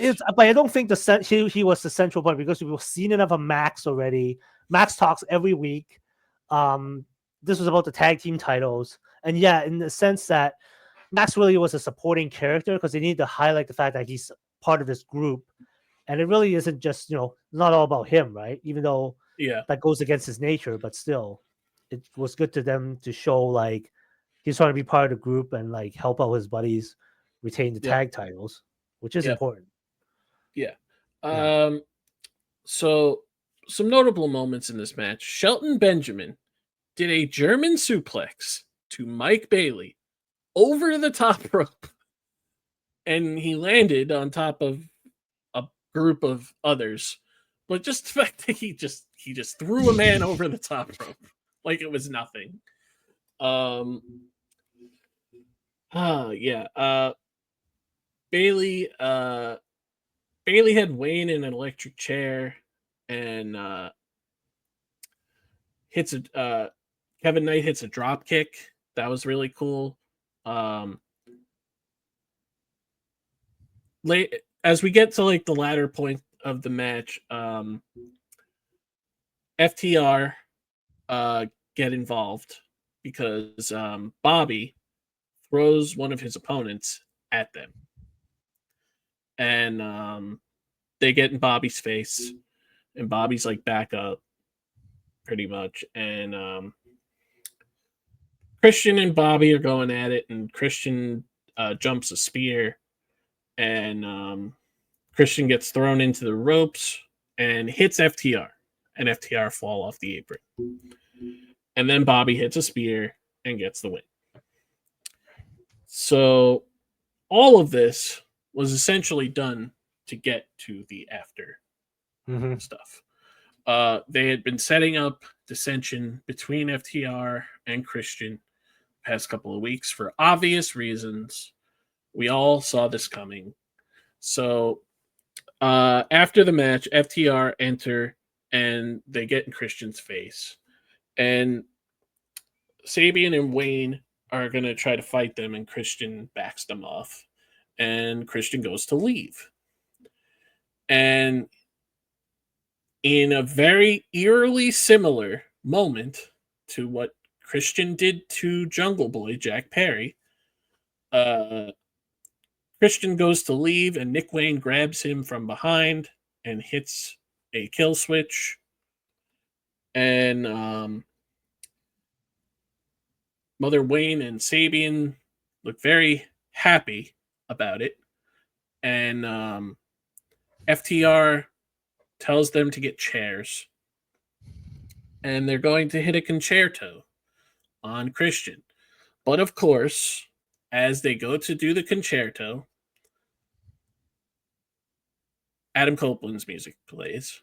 And he does his best Jeff Hardy impression and takes forever to get to the ring because he had to acknowledge the crowd. In that time where Nick Wayne could have hit the concerto, he just stops and watches watches Adam Copeland celebrate. Instead don't forget Adam concerto. Copeland. Well, maybe it was taking a long time because he was carrying that giant club he called Spike. Yes. With all the needles sticking out of the head. Yes, the thing that was once put into the back of Jon Moxley. Yes. But yeah, so Adam Copeland took forever to get to the ring, and then when he finally does, he has the spike with him and starts swinging it around, and everybody leaves, and he hits a spear on Sabian, and FTR back up and everything, and Cope gets on the mic, helps Christian up, and in a similar moment to when Christian and Cope first interacted in AEW at the end of 2023, where Christian gave Copeland a hug and said, "Go fuck yourself." Copeland did not give Christian a hug this time, but he did say, "Go ... find yourself," and then leaves. So obviously we all know where this is going. We've been saying it for a while. Obviously they're going to do it in Toronto. All Out. Yep. Where Edge and Christian, Cope and Christian are teaming in their hometown one more time against FTR. And I feel like obviously the reports came out that Christian wanted to finish this story with Nick Wayne before getting to that match. And we should have had that match on this show. But I get why you want to do it in Toronto. I get it. Yeah. But yeah, Cope eventually had a promo on Dynamite, and he was interrupted by Stokely. Well, I who- want to get into some of the context of what Cope's promo was about. He was Oh, yeah. telling Christian, like, you brought, after like telling him to go find himself like a couple of days ago, he get him on Wednesday. Cope goes, Christian, I warned you, like this was gonna happen. Your family was gonna turn on you because that's the way you are. And he basically says, I don't blame Nick and Kip and Mother Wayne for like doing that to you. So it's established that, Cope's problem is not with like the other members of the patriarchy, really, at this point. It's really Christian that's gonna have to figure that out on his own. So he's gonna have to deal with Nick Wayne on his own, I think. And then I don't know if that works concurrently with him and Cope taking out FTR. That might have to come after Christian finishes his business with Nick Wayne. Yeah. But yeah, we like All Out is in September 20th. We are currently July 18th, so we got a good 2 months away. Well, and we also got Forbidden Door in the middle. Yeah, and Forbidden Door. So we'll have to see like how this unfolds, right? Speaking of that, speaking of Forbidden Door, just to add, so usually every year we do a fantasy book of Forbidden Door. Normally it would have happened by now because Forbidden Door is usually in June, but obviously things got switched up this year with All In being in July instead of August, and Forbidden Door being in August instead of June. So we are still going to do our fantasy book of Forbidden Door, probably within the next couple of shows to build to that. But yes, I think Christian will probably come back in the build to Forbidden Door, or even after Forbidden Door, to do the Nick Wayne payoff, whatever that is. And I think we'll finally get away from this character that he's been playing since 2022, since he turned on Jungle Boy, which is crazy that that's a thing that like happened so long ago. But yeah, we'll see what happens. Obviously, we are also after Cope's promo about Christian, he directs his attention to FTR, and FTR's music plays, but only Stokely comes out. And Stokely, for some reason, says that FTR has a restraining order on Cope, which makes no sense since he's never put his hands on them ever. They've only attacked him. So I think the story is going to be that they're never actually going to prove that they have a restraining order. And eventually there's going to be like a backstage segment where Stokely, this is just speculation, of course. I think Stokely will eventually do a backstage segment with FTR where Cope is like listening to their conversation and he goes, "Oh, but how long do you want to keep up this charade about the restraining order kind of thing?" Like something like that. Yeah, and then we're gonna have like one of those weird like GTV or like NXT Anonymous cam showing this conversation, and Cope's gonna play it on the video, and then commentators like, "Oh, no restraining order, nothing, no way to keep Cope from touching FDR. Here we go." Yeah, because also Stokely said if Cope puts his hands on FTR, he will be fired. Which makes no sense. Wait a minute. Like, first of all, the Bucks aren't the EVPs anymore. So, like, who is giving you the authority? Who sanctioned this? Who sanctioned this? Like, who booked this shit, dude? Anyway, this led to the obviously foregone conclusion of Cope telling Stokely, so you're saying I can't touch FTR, but you didn't say anything about yourself. To which point the security either were knocked out by Cope or the remaining of them ran away in fear. One of which was Kevin Koo. Kevin Koo, former GCW Tag Team Champion, part of the Violence is Forever Tag Team, who has wrestled in some of the bloodiest matches in the he Indies. Doesn't. Whenever he does extra work, he doesn't really try to hide that it's him. Like, yeah, it's very knocked out by one punch. Yeah. But either way, obviously we're building to something with FTR and Cope and Christian down the line. We'll see where we go from here. FTR is also still eyeing the tag titles, so I'm sure something will come of that, and Cope will get involved or something along those lines. But yeah, obviously Jet Speed is a great team. I think they're gonna get something down the line as a team because they're great. They work very well together. So yeah, we'll see what happens there.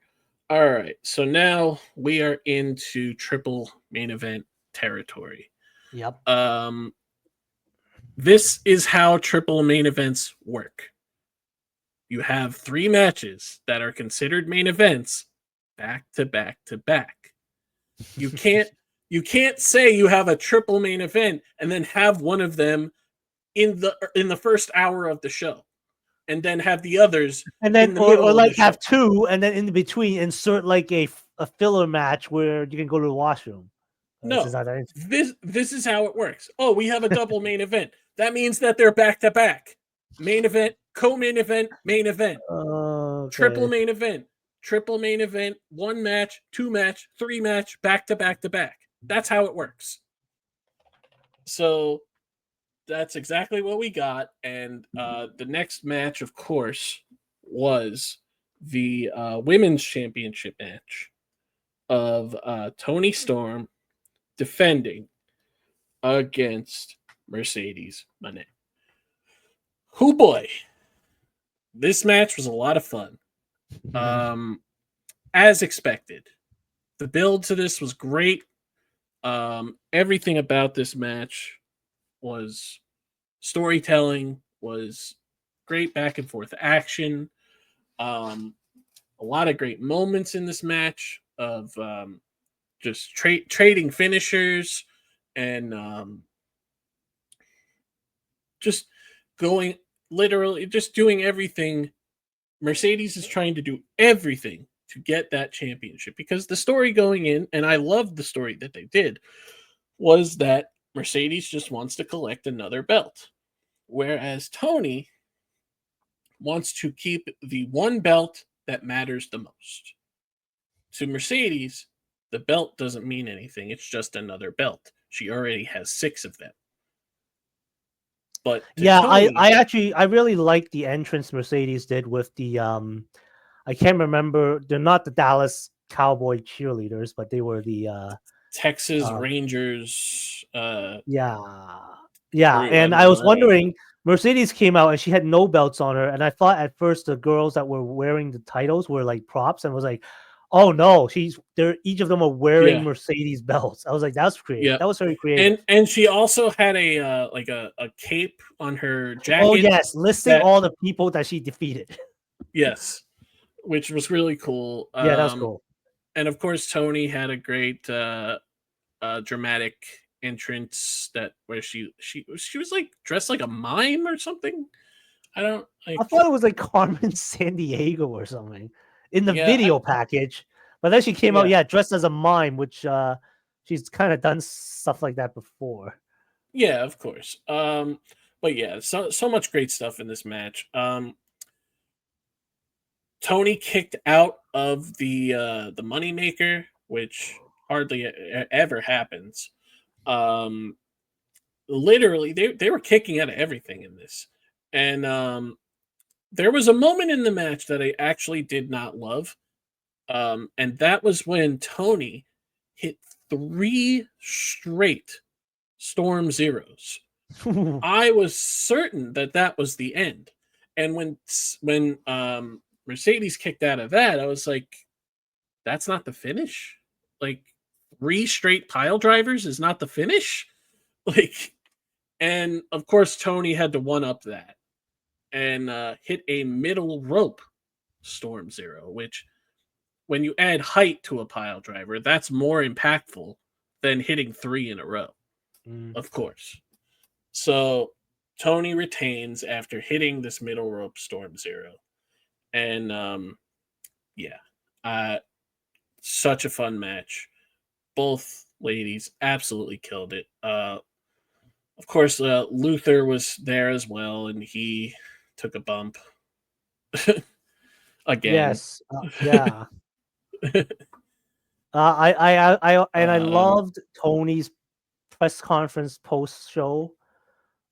Basically, like, thanked Luther for being an idiot and being completely yeah, useless, and yeah. then proceeded to read out a prepared statement where she told a number of people, ranging from Wendy Richter to her own mother to Athena to go fuck off.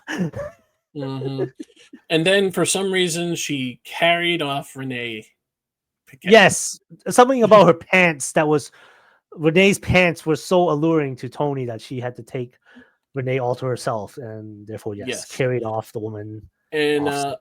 yes, so then on Dynamite, she did a promo from one of these balconies that we were talking about earlier, which was very cool. And they've been doing this really cool thing with the lighting or the screen effects. So normally Tony's entrance will be all in black and white, or just like a spotlight will be on her where it's just black and white where she's standing.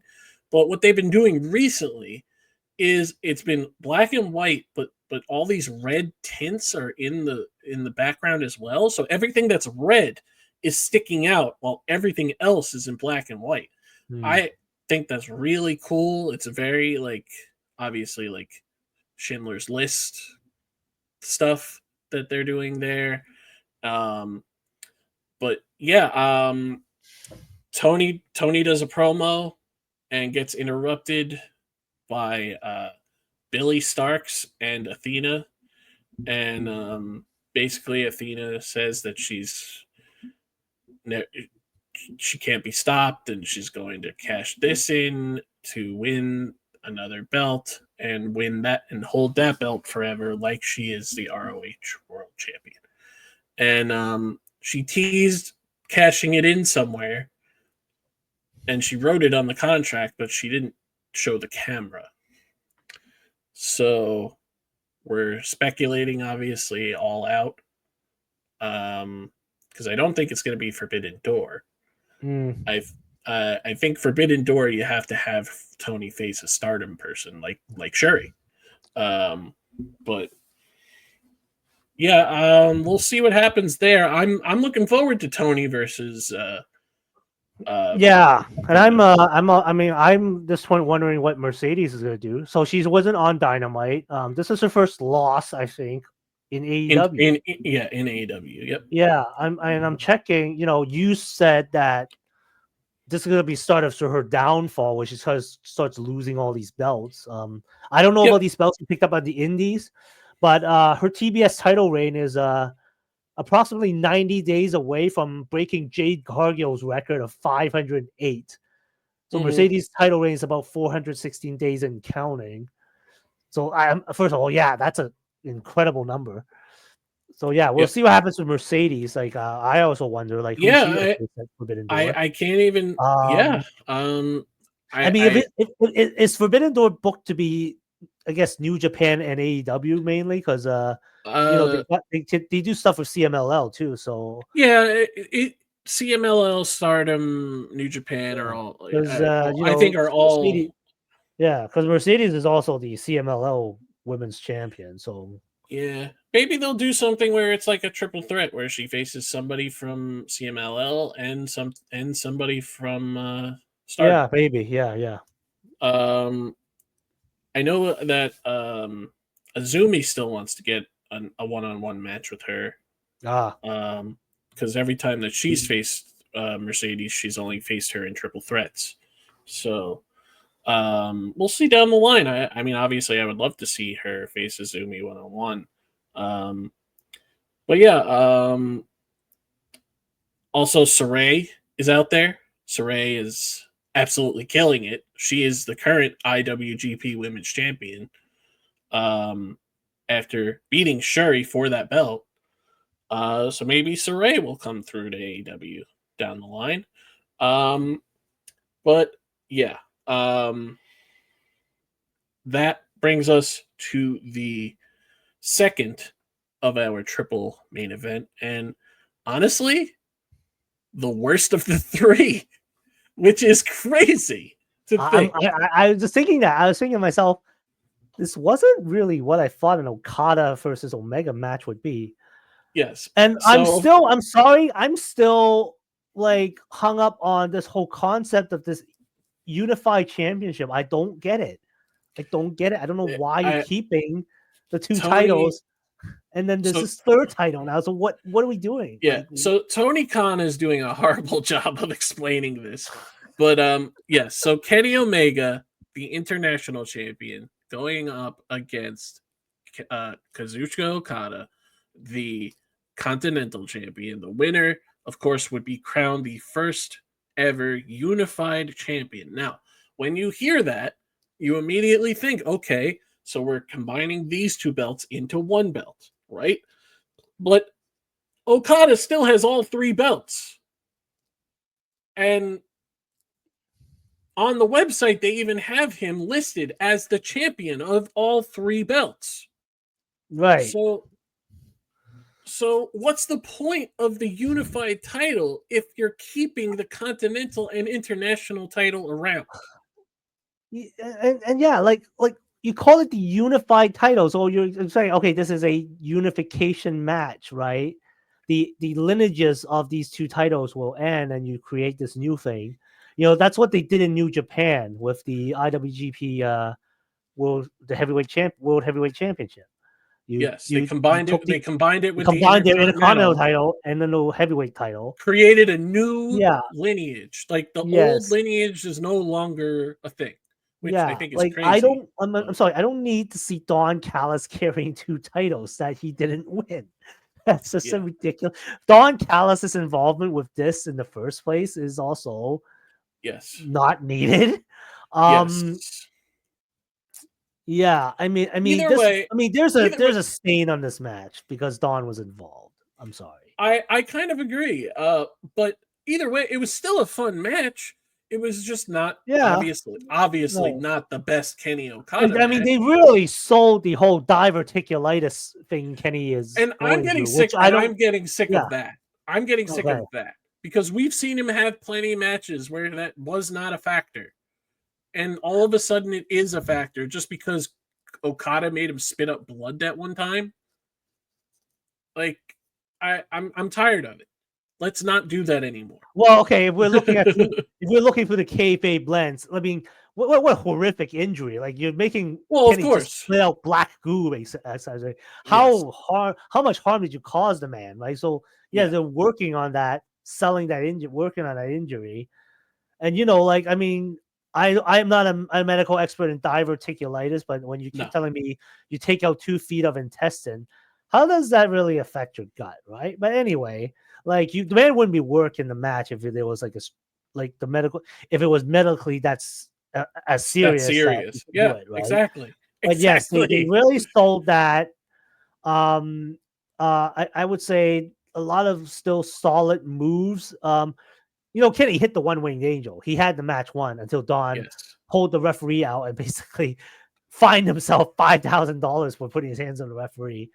And then we just got the Rainmaker, and then it was over. And it was like, and they were saying, "Oh, Kenny's so hurt. You won't see him for a while."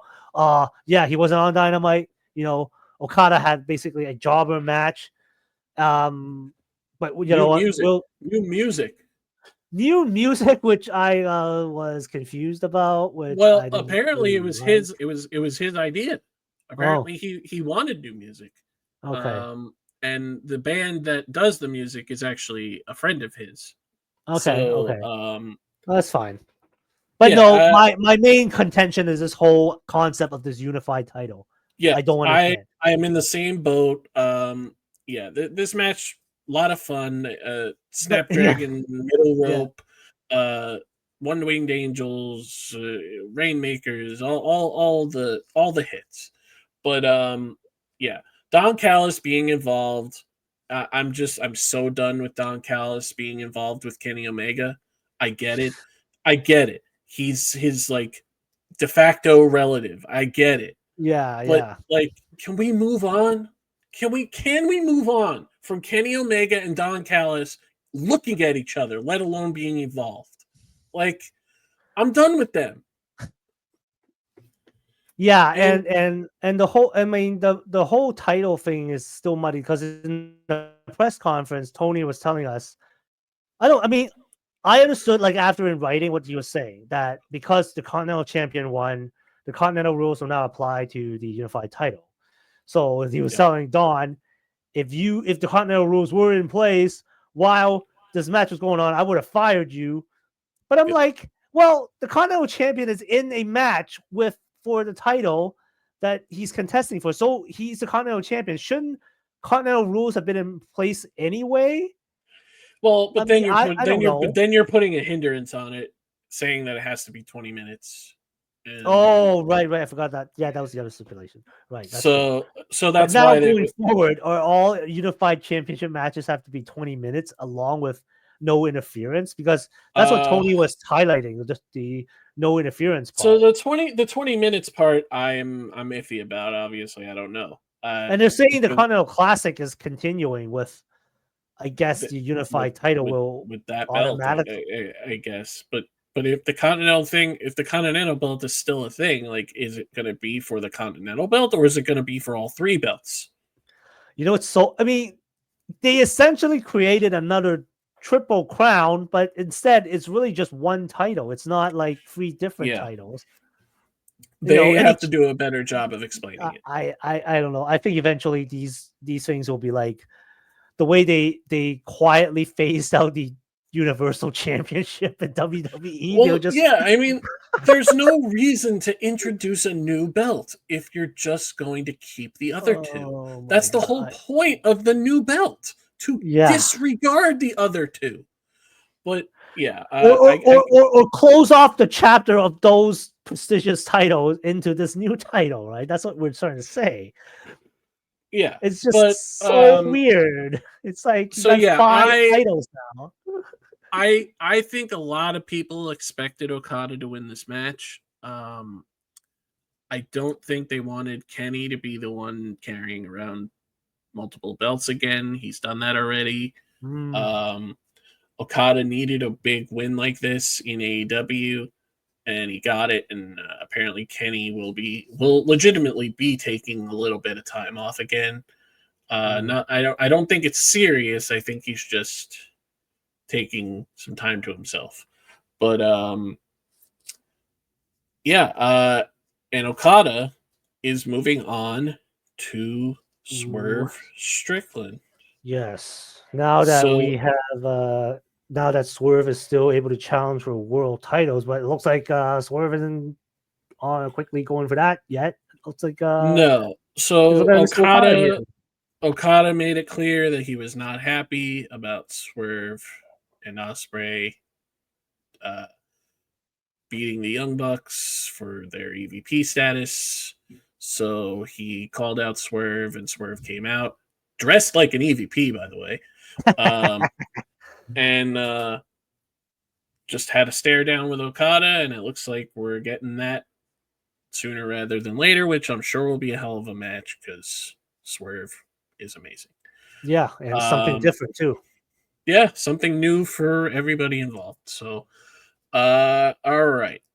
So here we are at the main event, the World Championship, the AEW World Championship on the line in a Texas death match, as we all kind of predicted. The reason why this was a Texas death match was because of Endgame.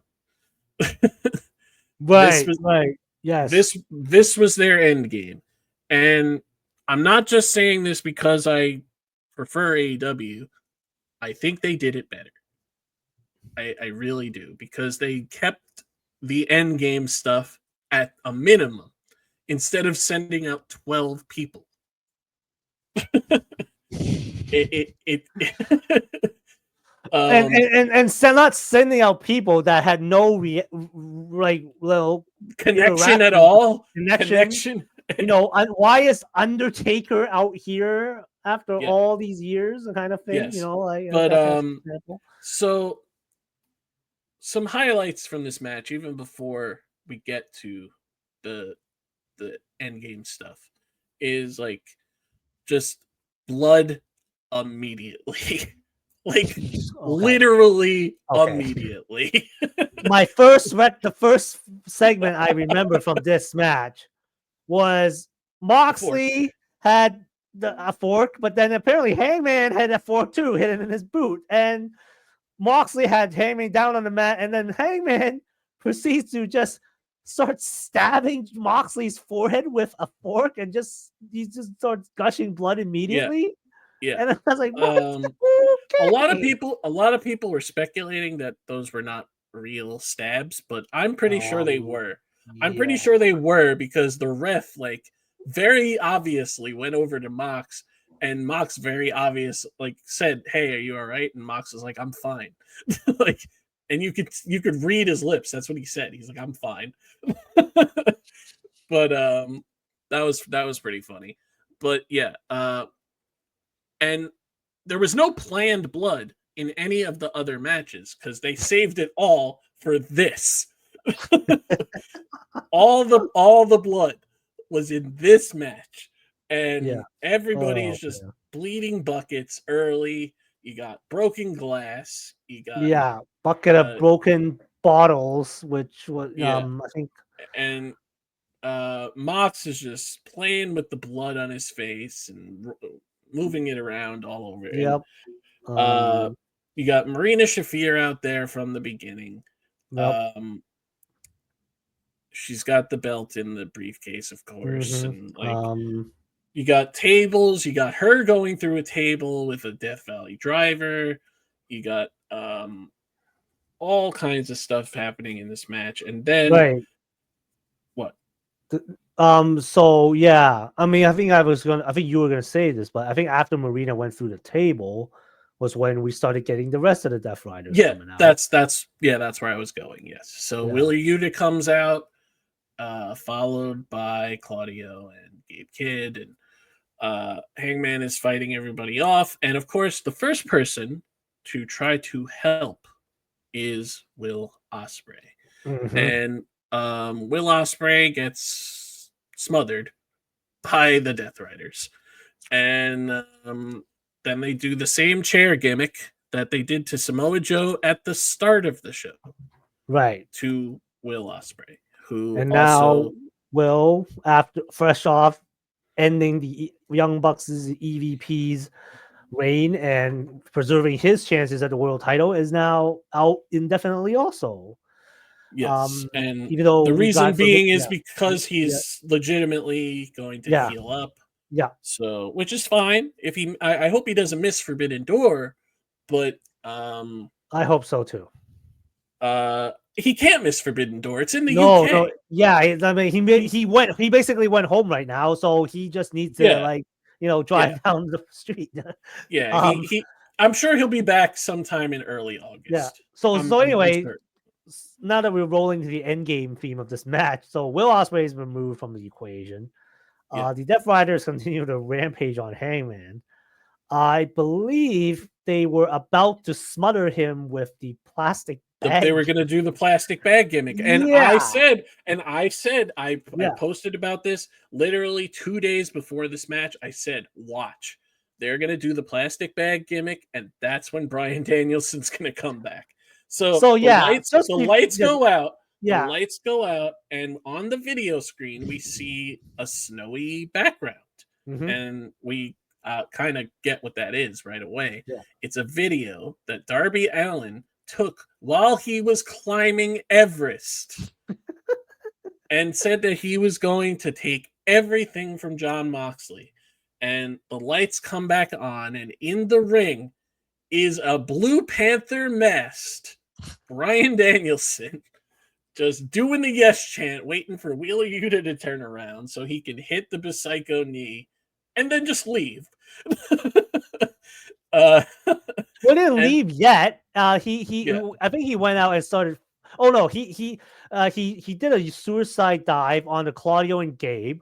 Oh yeah, he And did. then that's when that's when everyone got confusing. And then suddenly we saw like and then descending from the rafters. the camera pans up, and you see Darby Allin ascending from the rafters, descending from the top, descending from the rafters, and he takes out everybody, does a coffin drop to the outside onto everybody, screams at the camera. Hangman hits a buckshot. So then, Darby was just staring at Mox, and then he got distracted by Hangman, and then Darby basically climbed up on the turnbuckle and did his coffin drop on everybody else to the outside. Sorry, did you say that already? Sorry. I said that part already. Yeah. Okay. So then Hangman hits a buckshot, and Marina's getting involved again. There was a barbed wire table. Mox went through that. Oh no, Hangman went through that by Mox, I think. And so what that looked like to me was that it looked like Mox went through more of that than Adam. Well, it was because Mox was flinching. It was very obvious. So I think this happened before. I think this happened before Bryan. Right before the Bryan stuff. I don't even remember. Yeah, because what happened was that Darby and Bryan ended up fighting the rest of the Death Riders back through the crowd. Yes. So Marina was the only one left helping. Yes, so they neutralized the Death Riders. And at some point after this, Marina and Moxley bring out a bed of nails. And of course, my first thought is, Mox is doing a back bump on that, which we will get to. But while this is happening, he first he hits a paradigm shift on the nails on Hangman. Yep. And tells Marina to get the briefcase because he's going to use the belt to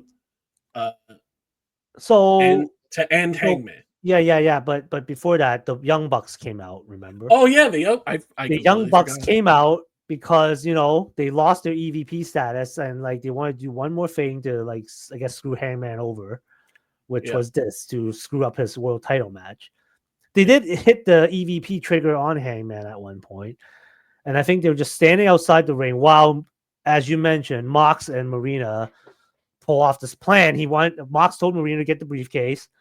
Marina went back to the desk with the timekeeper areas to get the briefcase. She had her hands down, and as she was trying to get to leave, someone handcuffed her to the table.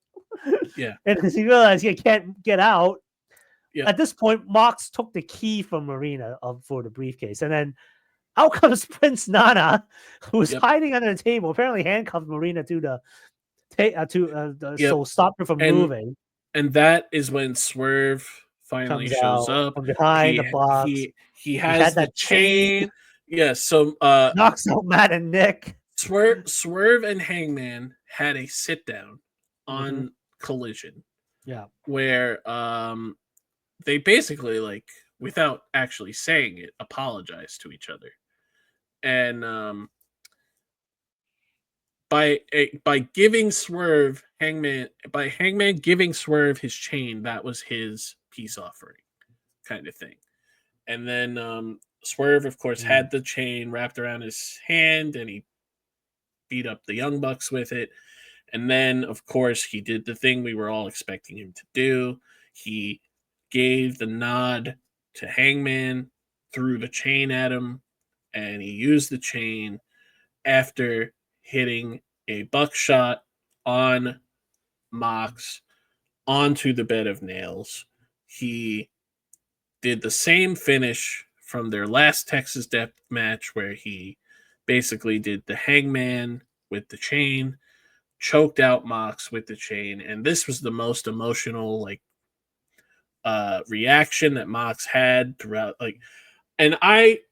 So during this match, I wrote a tweet and I said, um, forget all of the Death Rider stuff. Forget the fact that Hangman is definitely going to win here. Jon Moxley is one of the best in-ring storytellers in all of wrestling. And I honestly believe that. And of course, I had people who replied and was like, no. And I was like, yes. And I truly believe that Jon Moxley, and again, we've talked about this countless times at this point. Jon Moxley's always been one of my favorite wrestlers, despite the fact that I did not like most of this Death Rider stuff. And he has continued to prove that he is one of the best storytellers in ring. And I truly believe that. And yes, he taps out once again, being choked by the chain for this finish of this match. Hangman wins, and after the match, opens the briefcase, and we see the belt for the very first time since October. With And Bryan Danielson's side plates still on the yes, title, yes, implying that Mox just put the damn thing in there since October and never took it out. Yep, yep, and that we close on Hangman celebrating with the belt, and nobody came out to celebrate with him. I think it was cool that they just gave him that moment to himself to reflect.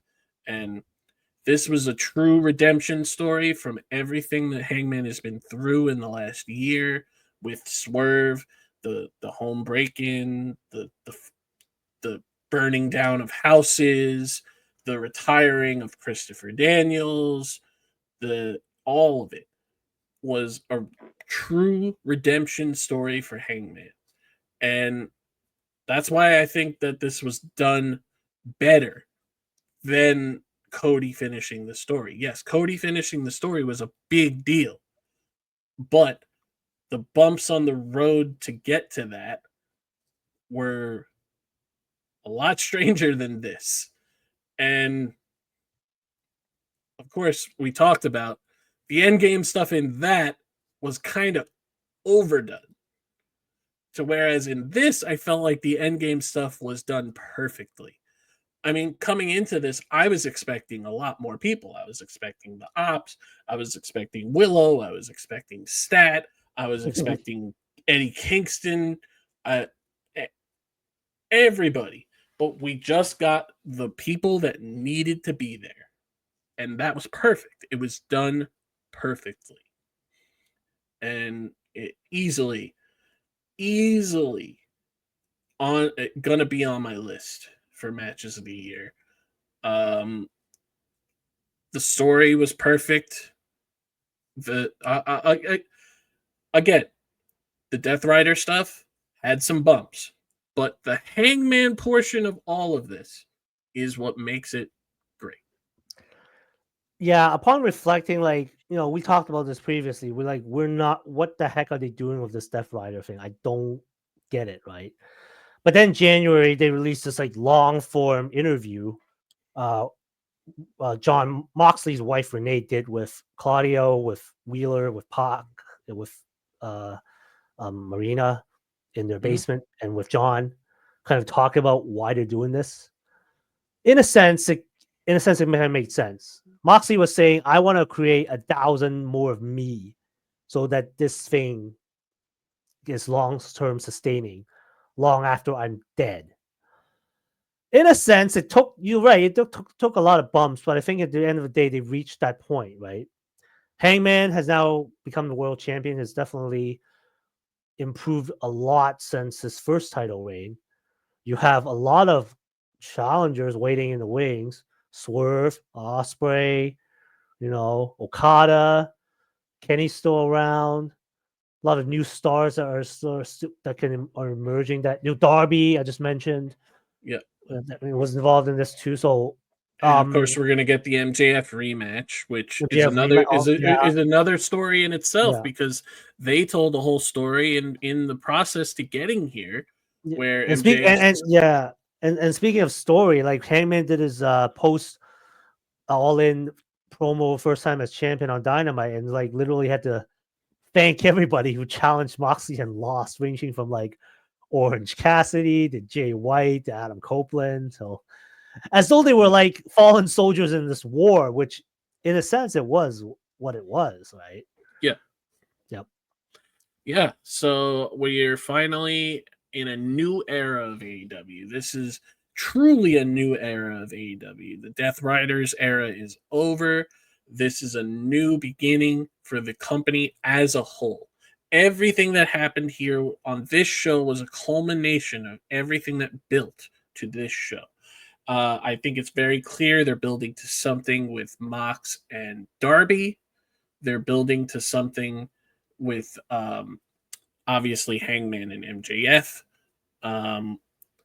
And yeah, Hangman and Swerve, I think, are going to obviously meet again at some point, but maybe down the line when they do, it'll be with more respect. And they can have a straight up wrestling match and not try to murder each other. But yeah, I'm very, very happy about this show. This was probably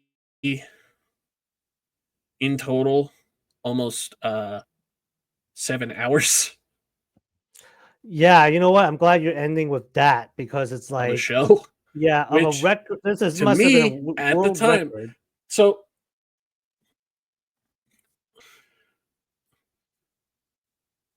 So WrestleMania 35, which was the longest WrestleMania ever, was close to 6 hours. This show beat that. The difference is, and I don't know about you, but this is me. This didn't feel like 6 hours to me because I was having fun the entire time watching this show. And it also helped that it started at 3 p.m. So when it was over, it was almost 10. Pretty much. Instead of 2 a.m.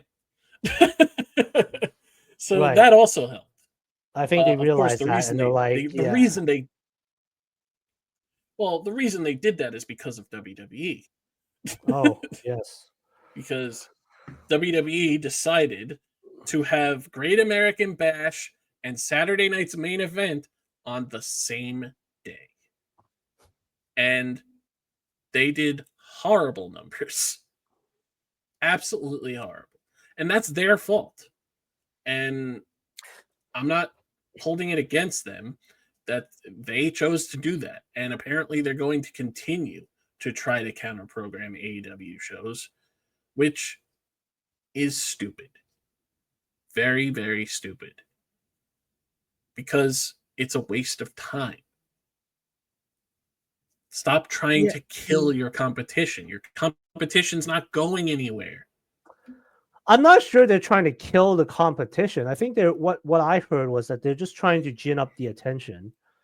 And in a sense, they think this would do it because you get people talk about wrestling like the entire weekend, whether it's All Elite or whether it's WWE. I'm not saying the WWE shows are going to be better. Obviously, in comparison to All In, I heard what happened at Great American Bash. I didn't really watch it, to be honest. I just Didn't don't watch have it. time. I honestly, I didn't watch any of the WWE stuff over the weekend that much. I caught the tail end of Evolution, and Yeah. the only thing I liked about Evolution was Naomi's cash in. I mean, that was the only shock I had. That was the only pop that I had. I was not expecting that ending. Oh, nobody was. I thought they were gonna do like Rhea, Hogan, Ripley again. It was just like, oh, well. But they were like, oh wait, Naomi. And it was a complete swerve, right? Because like everyone thought that she was gonna cash in on Jade at SummerSlam, but no, she was like, I'm done with this nonsense on SmackDown. I'm here for me. Yeah. So in a sense, another new era opens up on Raw. But anyway, we were talking about All In.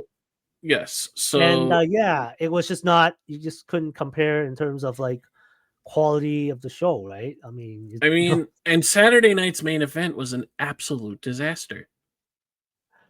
I say it was a disaster because Goldberg is sounding incredibly ungrateful for his final match and saying, "Oh, I wish this was on a pay-per-view."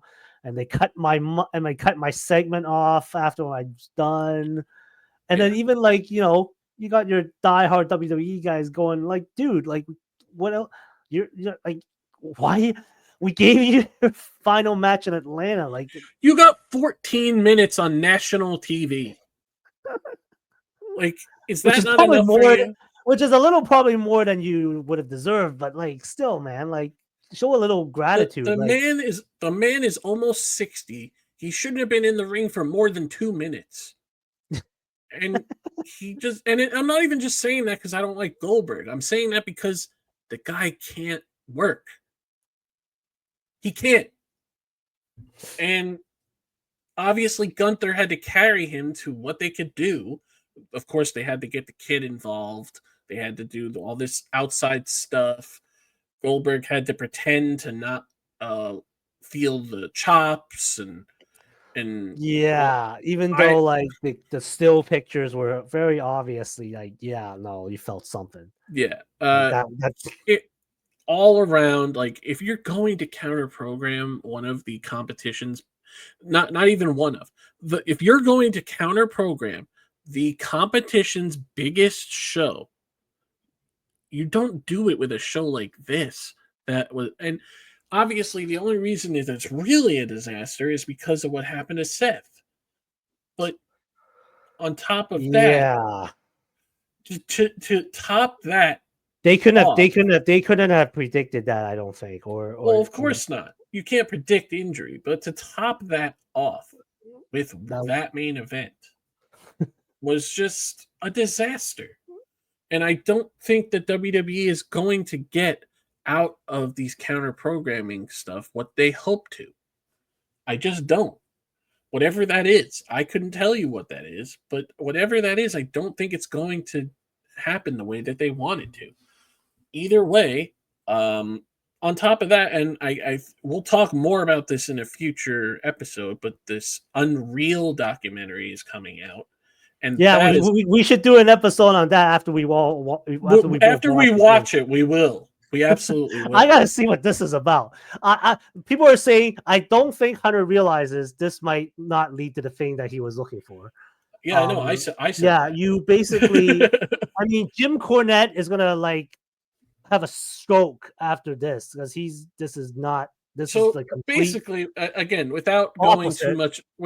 too much into it, basically, what this documentary is a documentary about the creative process, and that is kayfabe like 101. You just don't do that. But I don't care about that. The problem that I'm having is that they're promoting it like Triple H sent out a tweet and he's like, you never would have guessed how things go, and now you will, or something like that. And it's like, so basically what you're telling me is that you want me to sympathize with your process, but I can't sympathize with your process if it's bad because your creative hasn't been good since January. Well, let's see what it is. Okay, it hasn't come out yet. It's supposed to come out on July 29th or something. I can't remember. Yes, that's But I'm sure there was vast editing to edit out anything that made them look or sound or the process sound bad, right? So yeah. So we'll see all about that. Like I said, we will talk about that in length probably for a whole episode, as well as our Forbidden Door fantasy booking down the line. Obviously, we will have to get that in soon because they're going to start building to that show.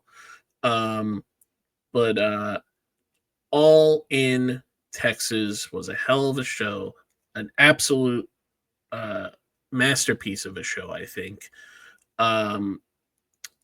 And yeah, this was AEW's crowning moment as far as their new era and all the good things to come, I think.